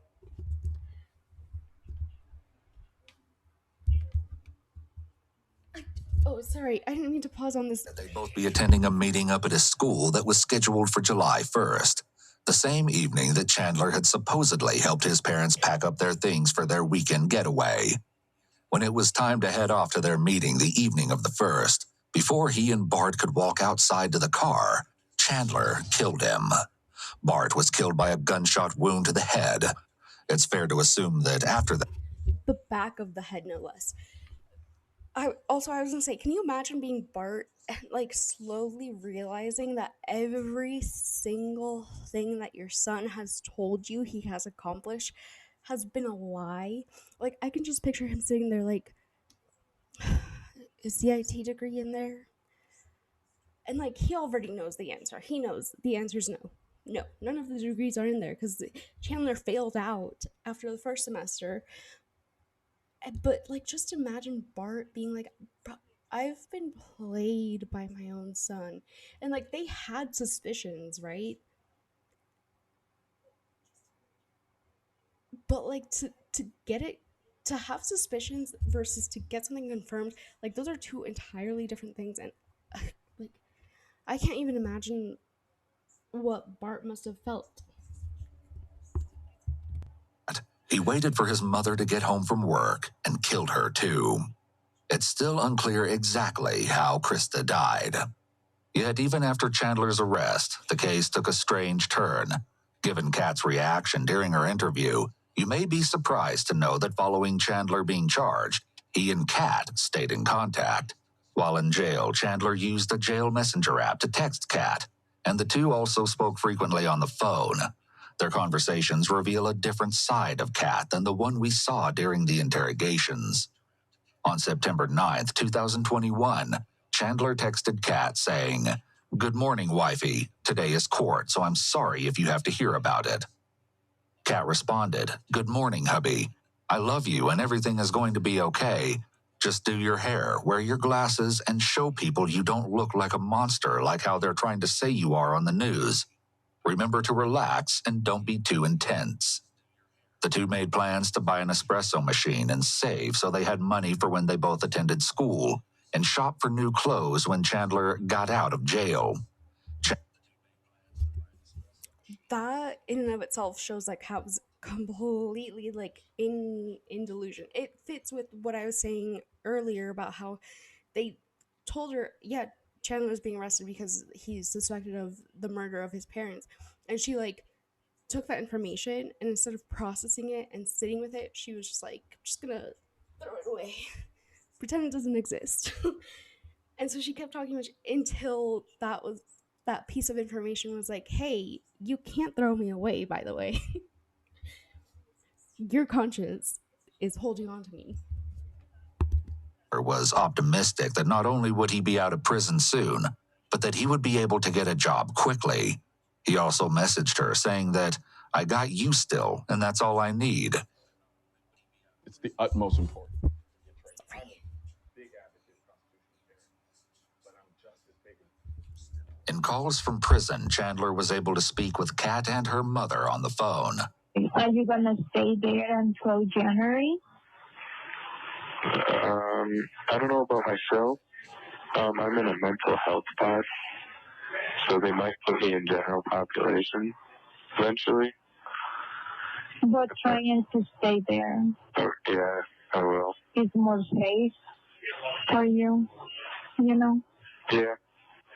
I think if you go to the population, try to stay away from other people, you know? Yeah. And sometimes it is better to say what happened. Like, if you don't say what are you there for, people thinking that you are there for something else, maybe. I don't want you to be hurt. Well, don't worry about it. I'm all on the TV, so everyone knows I actually belong in jail. Oh, and no one's going to be thinking on the snitch, so don't worry. I'm pretty sure Dulce was referring to, like, you know, if you don't say what you're in there for, if you don't say that you're in there for the murder of your parents, they might think that you're like a child molester or something, and they might come after you. And he's like, no, don't worry, they know that I belong in jail. They know that I'm not a snitch. Again, Kat and her mom probably too watched true crime shows. They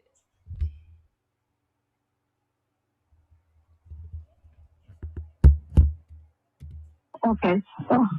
Plus, if you know of Dane County Prison, anywhere that I would be housed, just given what they're thinking of me, like I'm a crazy person, I'm going to have my own room, and I won't really have to worry about other people.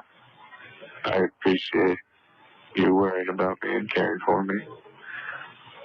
I know, yeah, the news has made it sound very bad, but just talking to my lawyers and everything, it's much different. The news has putting a very bad spin on everything. I know. I don't know if you know that. I don't know what happened, and I don't mean everybody has their own reason. Huh? I definitely can't talk about the case over the phone. Right. But I wanted to tell you that everybody has their own things. In a text, Chandler tells Kat, "It's a lot to have to read what people say about me. Not super fun.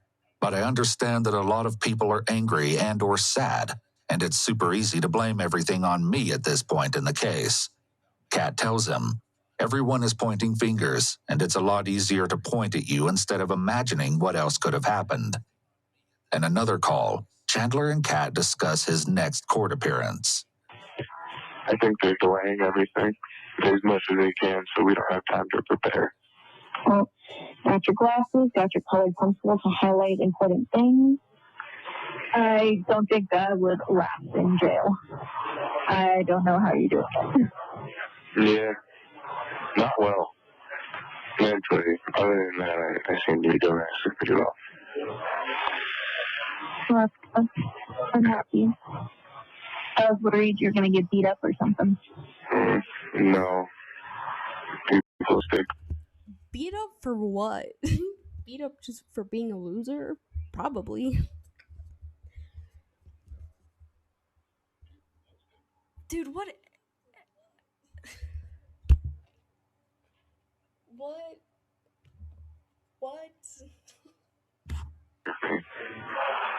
Yeah, I would too.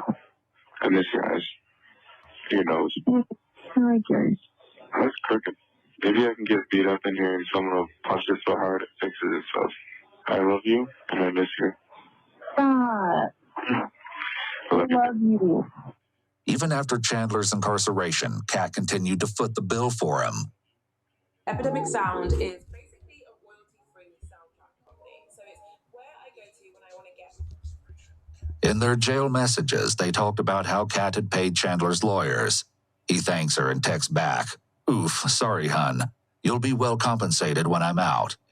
At one point, they discuss maybe selling some of Chandler's drawings that he's created while in prison, and he messages her saying, I'm drawing a bit more than I used to. Maybe you could sell my pictures to someone and make money for your mattress. They're not good pictures, but I'm apparently famous, or rather infamous at this point. I don't know, just an idea that might help you out. You could sell them and who knows, it could get you something nice. Kat responds, LOL, wishing you the best of luck with the love letter. If I sell the photos, I'm just scared people are going to find out I'm the girlfriend, and I really don't want to deal with that right now. One of the reasons for moving was due to a reporter showing up to the house and a not-so-good experience. Chandler answers, You know I can't talk over this, baby. If anything, I'd have lawyers catch you up. And Kat texts back, I know it's not in your best interest to talk about it over the jail app, LOL.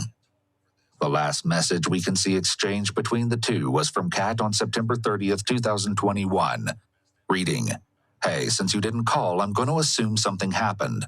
I hope you're okay and safe and are able to sleep well tonight. I love you a lot. It's unclear why Kat continued communication with Chandler after his arrest. Perhaps she was in denial. After all, it was a huge pill to swallow. The idea that her boyfriend had so barbarically slayed both of his parents was unthinkable. However, before the trial rolled around, Kat experienced a change of heart. She'd accepted that Chandler's life was a complete and utter lie, though the details of how or when exactly this occurred are unknown. Chandler pleaded not guilty in September of 2021. However, he refused to talk to his appointed lawyers about the case or testify at his own trial. His trial began in January, and due to his lack of cooperation and the pile of evidence against him, the case was practically open and shut. That, and also now that makes more sense as to why Catherine and Miss Vera, I don't remember her first name, but the lawyers, now that makes more sense as to why Catherine was like, man, I really don't want to be here, but like, Chandler Halderson did not murder his parents.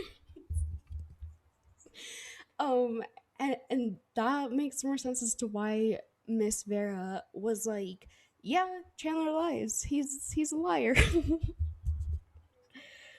Because he was uncooperative with them, and also it was open and shut also because of how well Will was able to tell the story in the beginning, and how well he was able to be like, hey, he murdered his parents during the rebuttal arguments. Oh, and also all the security camera footage. Among the evidence gathered was surveillance footage from a Fleet Farm department store that showed Chandler purchasing a tarp. This tarp would also later be found on the farm, rolled up and discarded in a garbage can. Also found on Cress's property was a white plastic grocery bag at the bottom of a recycling bin. Inside the bag, there were several balled-up paper towels, which were covered in a substance that appeared to be old, dried blood. In addition, Chandler was caught on surveillance camera picking up some large bags of ice from a Target store on July 3rd and from Quick Trip on July 1st. Chandler's internet search history also ended up being one of the biggest clues to his involvement. On July 7th, less than a week after his parents went missing, Chandler searched for body found in Wisconsin, woman's body found in Wisconsin, Wisconsin dismembered body found, dead body found in Wisconsin, body found in Milwaukee River 2021, and Bart and Krista. Through the investigation, neighbors also provided some damning evidence. One claimed to have smelled burning wood, followed by an odor of barbecued meat in the air on the night of July 1st. Another neighbor provided security camera footage that showed a flickering light emanating from the Halderson home during the very early morning hours of July 2nd, from approximately midnight until about 4:30 a.m. Only one question remains. Where had Chandler stored the bodies while Kat was over for the weekend? It appears we may never know. Further investigation of the Haldersons' home uncovered... No, we know. It was in the freezer. I was gonna say, I think Iwu isn't going into as much detail because, like, some of the stuff that the prosecutor said in the opening arguments, you can't really prove them because it was like, circumstantial evidence, but then you have to like fill in the gaps, right? So a lot of what the prosecutor said can't really be proven. But the thing where he hid the bodies in the freezer, that thing can be proven because they found blood in the freezer. And that blood was Bart and Krista's blood. The presence of more than 200 bone fragments in the fireplace. The use of a blue light exposed traces of blood in front of the fireplace and on the basement floor of the home that had been cleaned, just as Chandler had reported. However, the amount of blood present was way more than anything a cut on the toe, a nosebleed, or scratches could have produced. Then, of course, there's the fact that in the days following their disappearances, Chandler was spotted in both areas where his parents' remains were discovered. The jury would deliberate for only 2 hours, after which they would find Chandler Halderson guilty of the intentional homicide of his parents, Bart and Krista Halderson. He was also found guilty of 2 counts of giving false information regarding a missing person and 2 counts of mutilating a body. Chandler requested not to be present at his sentencing, but his request was denied, and he was forced to attend. At his sentencing on March 17, 2022, Chandler's defense team pleaded for the possibility of parole, but the judge would state that in order to fulfill his duty of ensuring the safety of the public, he had to hand down a sentence that would guarantee that Chandler would never walk the streets again. The judge puts it much, much more poetically. Essentially, the defense, Miss Vera, she's like, we're asking for the mere possibility, like smallest, like just even the smallest bit of possibility. And the judge is like, I need to ensure that the only time Chandler goes back out in public is when he's being carried out in a coffin to be buried, to attend something about burial that he denied his parents. You have to watch it on your own. It's like, I got chills when I heard that. He was sentenced to life in prison without the possibility of parole. Chandler only had one thing to say at his sentencing. He made a brief statement saying that he planned to appeal the verdict and that if any criminal lawyers were watching and wanted to take on his case, they should reach out to him as soon as possible.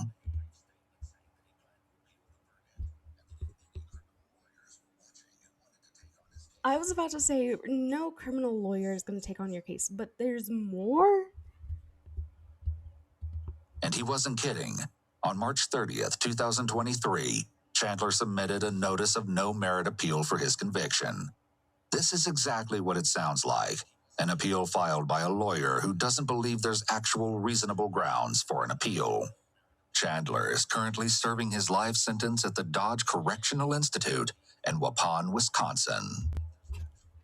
Bro, at his sentencing, he was like, yeah, if there's any other better lawyers out there than these two that I have, free public defenders, I'm gonna need you to contact me so that I can appeal this.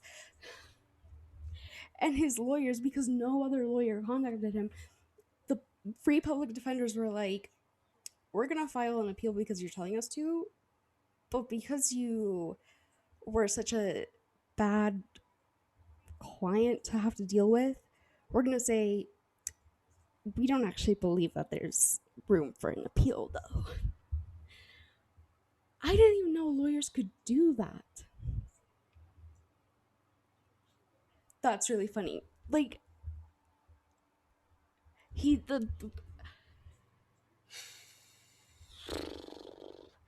this whole case, I mean, it's just more and more and more. Like, I thought Bose's 2 videos were enough, and they covered enough, and I was like, well, yeah, I've both of them are ads, sorry. I thought, I rewatched both of them like multiple times, especially the past month, so I know everything there is to know about this case. Apparently not. Like, in Bose's video, she gives a lot of information, right? But there's even more.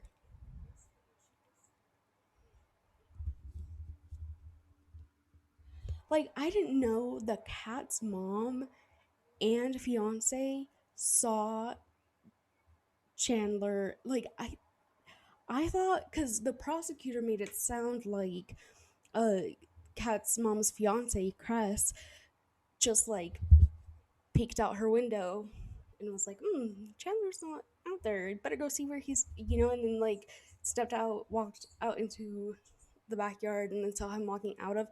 But no, they were there. They swam in the same. Can you, like,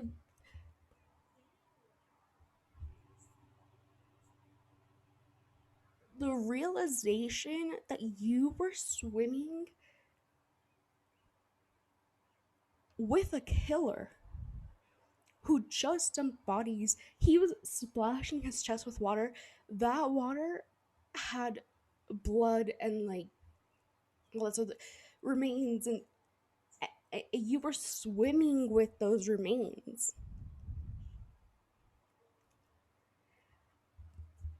To come to that realization, I mean, I just barely came to the realization that they had to come to the realization that they were swimming with the remains, essentially, like with, because but imagine being them and being like, we were swimming with the killer and with some of the remains, like some of the blood. Uh,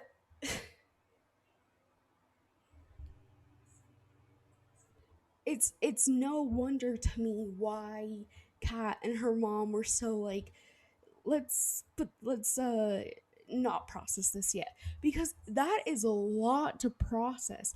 I watched this video when it first came out a year ago on February 9th, 2022, and I watched this video when it came out also a year ago, April 1st, 2022. And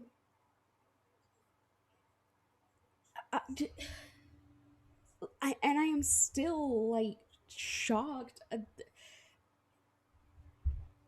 because how do you get over that? How do you get over the fact that you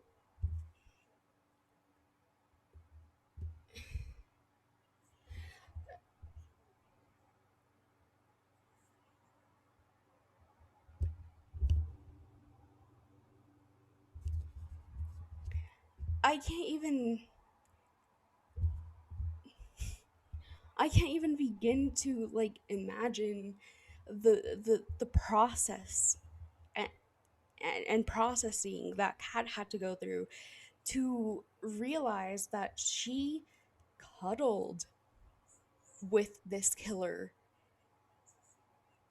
the night that he burned his parents' remains.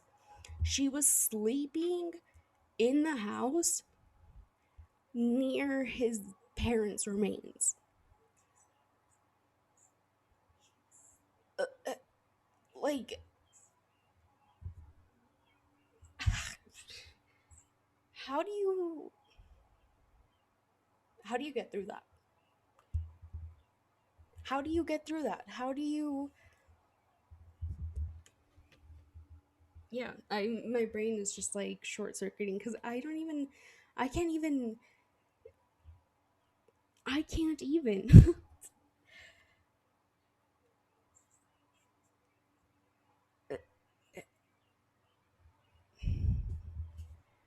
this is unreal. And also look at his face.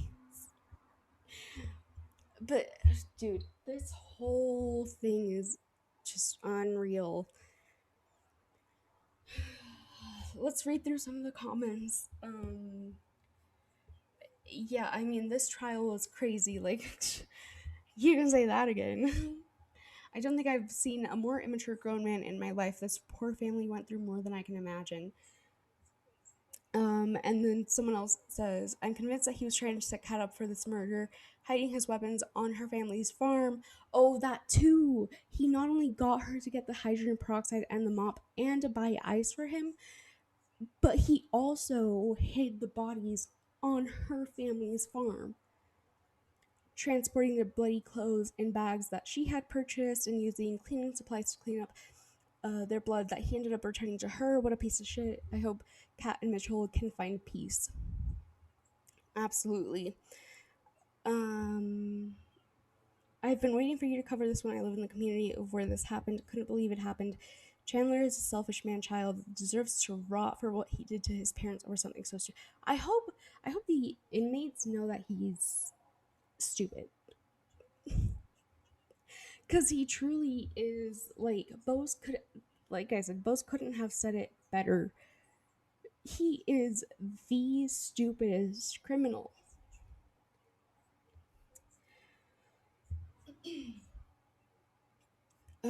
You gotta feel sorry for Mitchell and Kat. To think Mitchell lost his entire family and Kat will be scarred for life, all because pathological lying deadbeat chazzle dazzle couldn't handle being exposed. I wish Kat and Mitchell the best in life. Yep.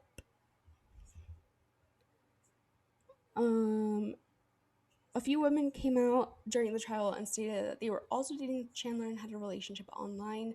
He even sent them photos of himself to these women in the same area where he left his mother's remains. What? Kat's family believed him on how poorly his family treated him, which one of his many lies, all for him to try and blame them for the murders by leaving his dad's remain on Kat's mom's farm. He seems to enjoy infantilizing himself with the people in his life. Ugh. Imagine receiving those. No. Immediately no.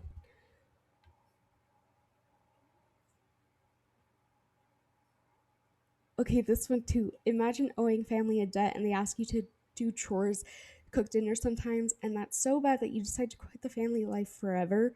This seems insane. A regular 9 to 5 job sucks, but if you want the check, you eat the shit. Not literally.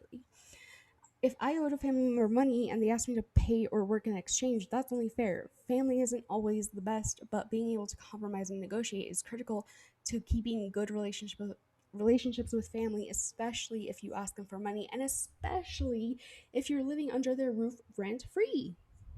Hello? Like, recently my mom bought me some pumpkin seeds. I love pumpkin seeds. Apparently I'm a bird. I don't know. But she recently bought me I gave her my card so that she could buy them, but then my card didn't work. So she purchased them with her own money, right? And then she was like, yeah, you can just buy me like Starbucks coffee. And I was like, done deal. You know what I mean? Like, but yeah, like,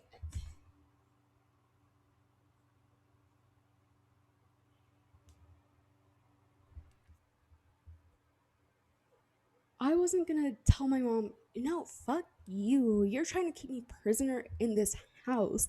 Like, no, because like I have a job, right? But it's a low paying job, low energy job. And I know that if I really, really, really wanted to get out of here, and if I really, really, really felt like a prisoner in my own home, I could get another job, a much harder job with a much better paying rate and save up the money and get out of here, you know? But I'm taking things chill because, like I mentioned earlier in the stream, I am taking time to heal from all the trauma, which I highly recommend you do because it changes your entire perspective on life. Anyway, enough about myself. Sorry, I just can't believe he told Kat that he felt like a prisoner because his mom was overbearing, but his mom just cared about him. And his mom just wanted him to be set for life. Like, that's what every parent wants. They want their child to be set for life and to have the means to fend for themselves. And he was like, yeah, she's overbearing, she's my prisoner, she's trying to keep me prisoner in this house, and she's like, blah, blah, blah. No, what? And he killed them over that. Like,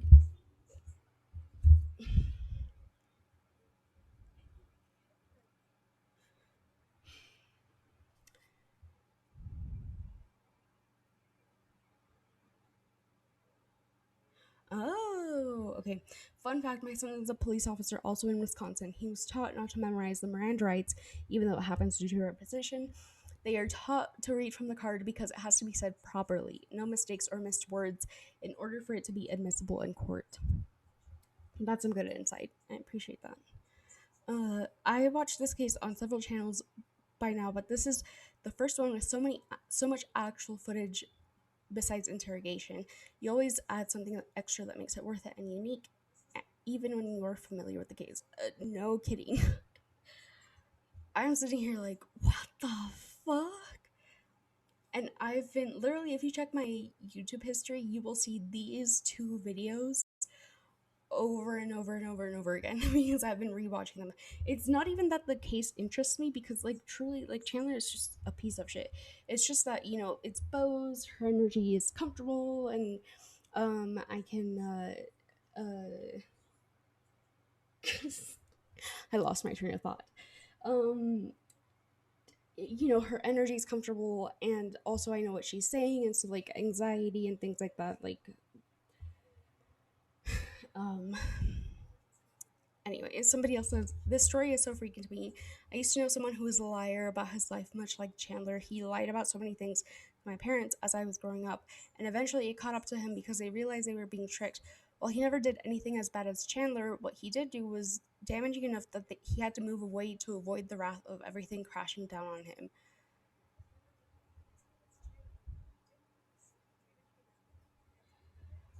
This dude was crazy. To think he could get away with this horrendous crime as such a liar. His poor girlfriend, she would struggle to forget this terrible turn of events. No kidding. No kidding. This was the first trial I watched from start to finish, and what gave me chills is the fact that he still doesn't have a valid reason for doing that to his loving parents. No, he doesn't. He just,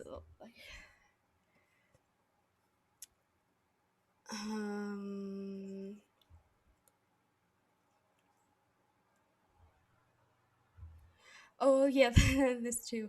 If there's one thing I've learned watching these is it's that murdering people seems extremely stressful and there appears to be absolutely no upside. Not even appears to be, like, there is no upside. I watched some of these videos with my mom, who is a psychologist who works with the juvenile program as well as DOI court in our town and many others. The amount of times she has said, "This reminds me so much of Blank's case." Because of this, she has started sharing these videos with coworkers and clients. It has been extremely helpful. Thank you, Ibu. Oh, I thought they were going to say something about the case. Okay, here's someone talking about Kat. I saw a comment saying that people were upset with Chandler's girlfriend, and I'm going to say right now that anger is 100% unwarranted. She did what she had to do. She testified against him in court. How could she have known that her boyfriend is a psychotic murderer and a habitual liar?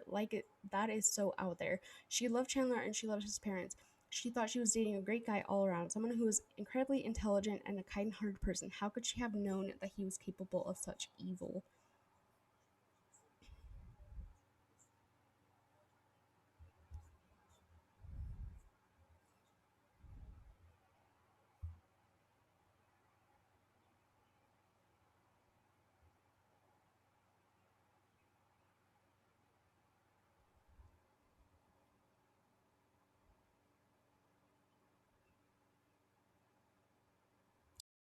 Oh, yeah, okay, so this interaction.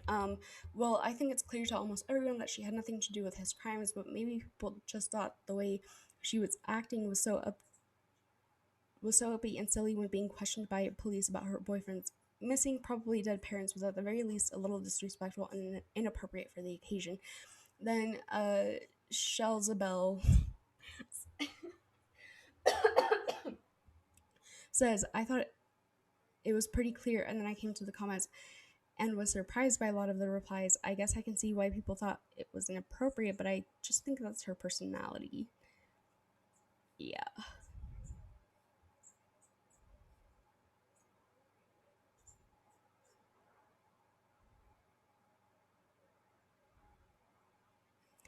Um, Goober says, I watched the trial and it was pretty clear Kat was either incredibly naive and simple or that she was hiding something still. After watching this, I feel sure she is just a very simple minded person. Not meant as an insult, but clearly she is almost childlike in many ways, kind of explains why Chandler was able to lie to her about his entire life, and she never connected the dots. Also explains why Chandler was able to cheat on her over and over again, and she just kept forgiving him. Oh yeah, okay, I commented about this at the beginning. Him asking if he was referred to as a suspect was incredibly revealing right away. Yeah, like did you just call me a suspect? Like, what?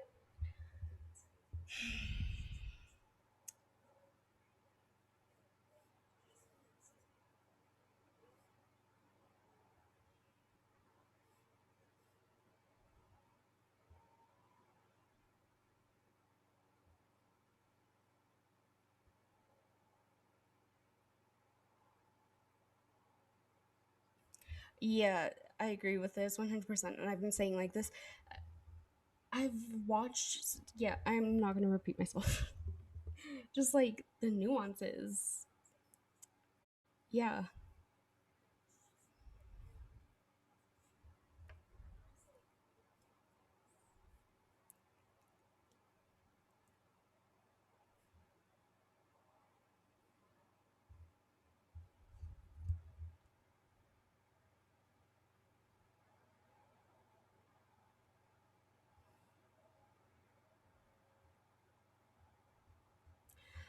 You know what's always weird? It's always weird to me when people comment things like this. This case has scarred me so badly. Why? Like, it didn't happen to you. Do you have someone near you that, like, were you close to them? And you're still watching a video on it? If it scarred you so badly, like, why are you watching? You know, whatever. This case has scarred me so badly. What was Chandler thinking? Like, it baffles me how someone could do that sort of thing. I keep wondering what he was thinking. Like, was he in some sort of what? Was he panicked? I just can't get my head around it. You're not supposed to get your head around it, because if you try and get your head around it, that means that you're trying to think like him, and to think like him is just to, like, you don't want to think like him.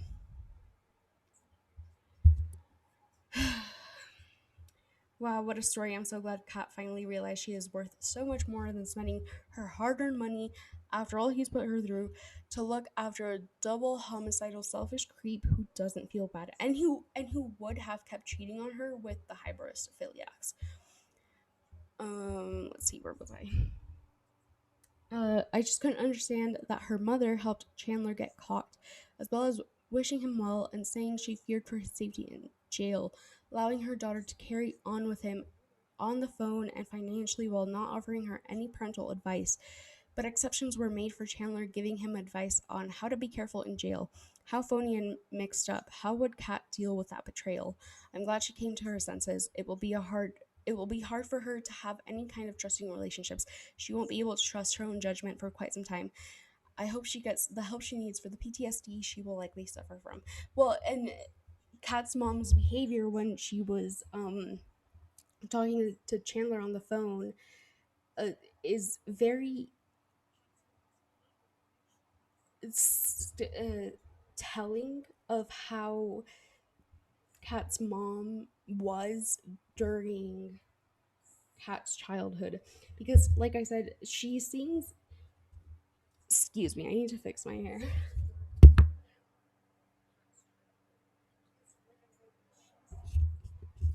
Okay, so Kat seems like she was raised with parents that didn't really pay attention to her, right? Um, to have, let's see, what did they say? I just couldn't understand how Chandler got caught while saying she feared for his safety, allowing her daughter to carry on with him on the phone and financially while not offering her any parental advice. That just proves that during Kat's childhood, her mom was the same. You know what I mean? Like, her mom was like, just, she very clearly probably cared about other people and not Kat. And that's where, you know, her saying, I love getting attention, like her doing things to get attention, that's where that would stem from, not necessarily from something narcissistic like Chandler, where, where in his case, he got attention by saying, yeah, I'm a rescue scuba diver. I'm gonna work at SpaceX with Elon Musk. I'm gonna, you know, all this other shit. Kat's way of getting attention was like, can you take care of me? You know, like clearly, like she hasn't had that kind of attention that a child needs growing up. Um, and to answer, how would Kat deal with that betrayal? She's been dealing with it her whole life. So, childhood trauma, you know?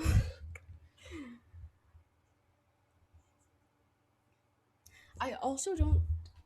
This is again speculation, but I also don't believe that her mom was the kind of person. I think she was just going along with like whatever Kat was saying. Like, you know, she was like, "Oh, okay, you want to stay with your boyfriend? Okay, I'll support. I'll emotionally support your boyfriend." And then Kat was like, "I don't want to stay with my boyfriend anymore." And she was like, "Okay, then I won't continue emotionally supporting him." You know, I don't think her mom was offering any kind of advice, and based on like her acting and her seeing childhood trauma, uh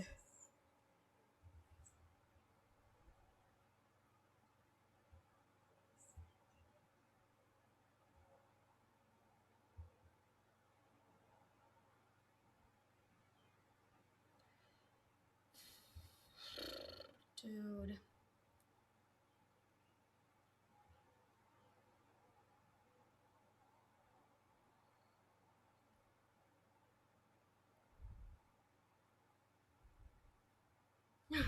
Okay, so what he said.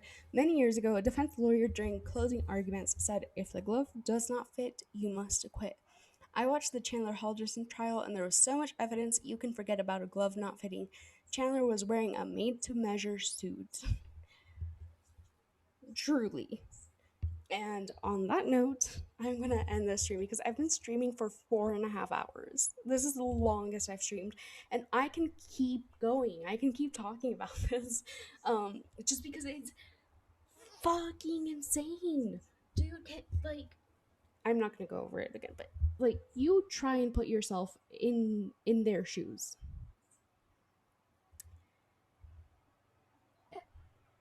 And I guess with that, I will I will see you later. Um, do I want to update you guys on my life? Because I haven't been streaming for a while. This is my first stream in my what did I say? This is my first stream in a long time. Um, and it's mostly just because I I want to be able to play and like talk and do things without having to like hold the microphone and without like, you know, the switch off back and forth. But today I had to, because I had to like, it's no coincidence, in my opinion, that I had been rewatching those two videos, and then Ewu comes out. Like, I was like, well, I have to react to this live on Twitch. I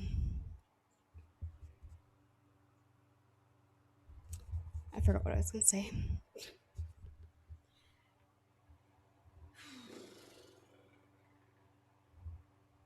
Oh yeah, but anyway, okay. So essentially, my point is, I've been waiting to get a stream deck. Why am I having such a hard time speaking? I've been waiting to get a stream deck, and I've been waiting to get myself another monitor. And I've been wanting to learn how I can stream things from my iPad, or do things on my iPad and stream them to my computer and to you guys, the public, right? And then that way I can play Call of Duty on my little iPad, and still you guys can see my reactions, right? Because a lot of the times my reactions are silent. I'm sure you saw that in this stream. My reactions are very silent, so my Call of Duty mobile streams were very like silent, very nothing going on kind of thing. But yeah, so we're getting there. And also I've been working on editing my videos, but it's taking so much out of me. And just as I was actually watching this video and as I was streaming, it occurred to me, because my brain is always thinking. My brain never stops. There's if my brain were an internet browser, there'd be many tabs opened and all of them would be active. But anyway, I was thinking, like, why can't I get this video done? Because I was just focusing on one video. And then I realized, oh, that's my issue.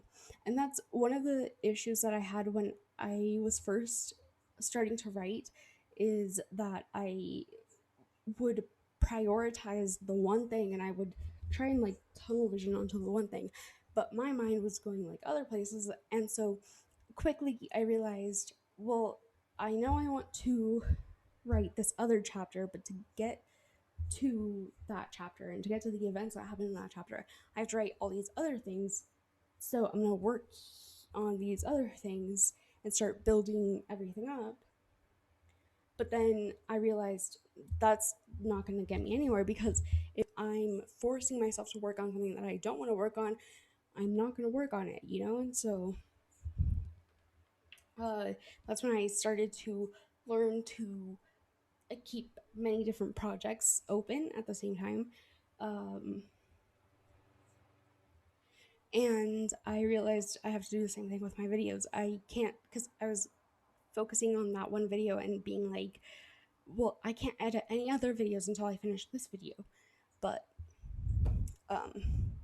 again, clearly that's getting me nowhere. So, that needs to change. Oh my god, it's almost my bedtime. Anyway, thank you so much for watching. And yeah, you will probably see this on YouTube sometime in the future. Okay, bye.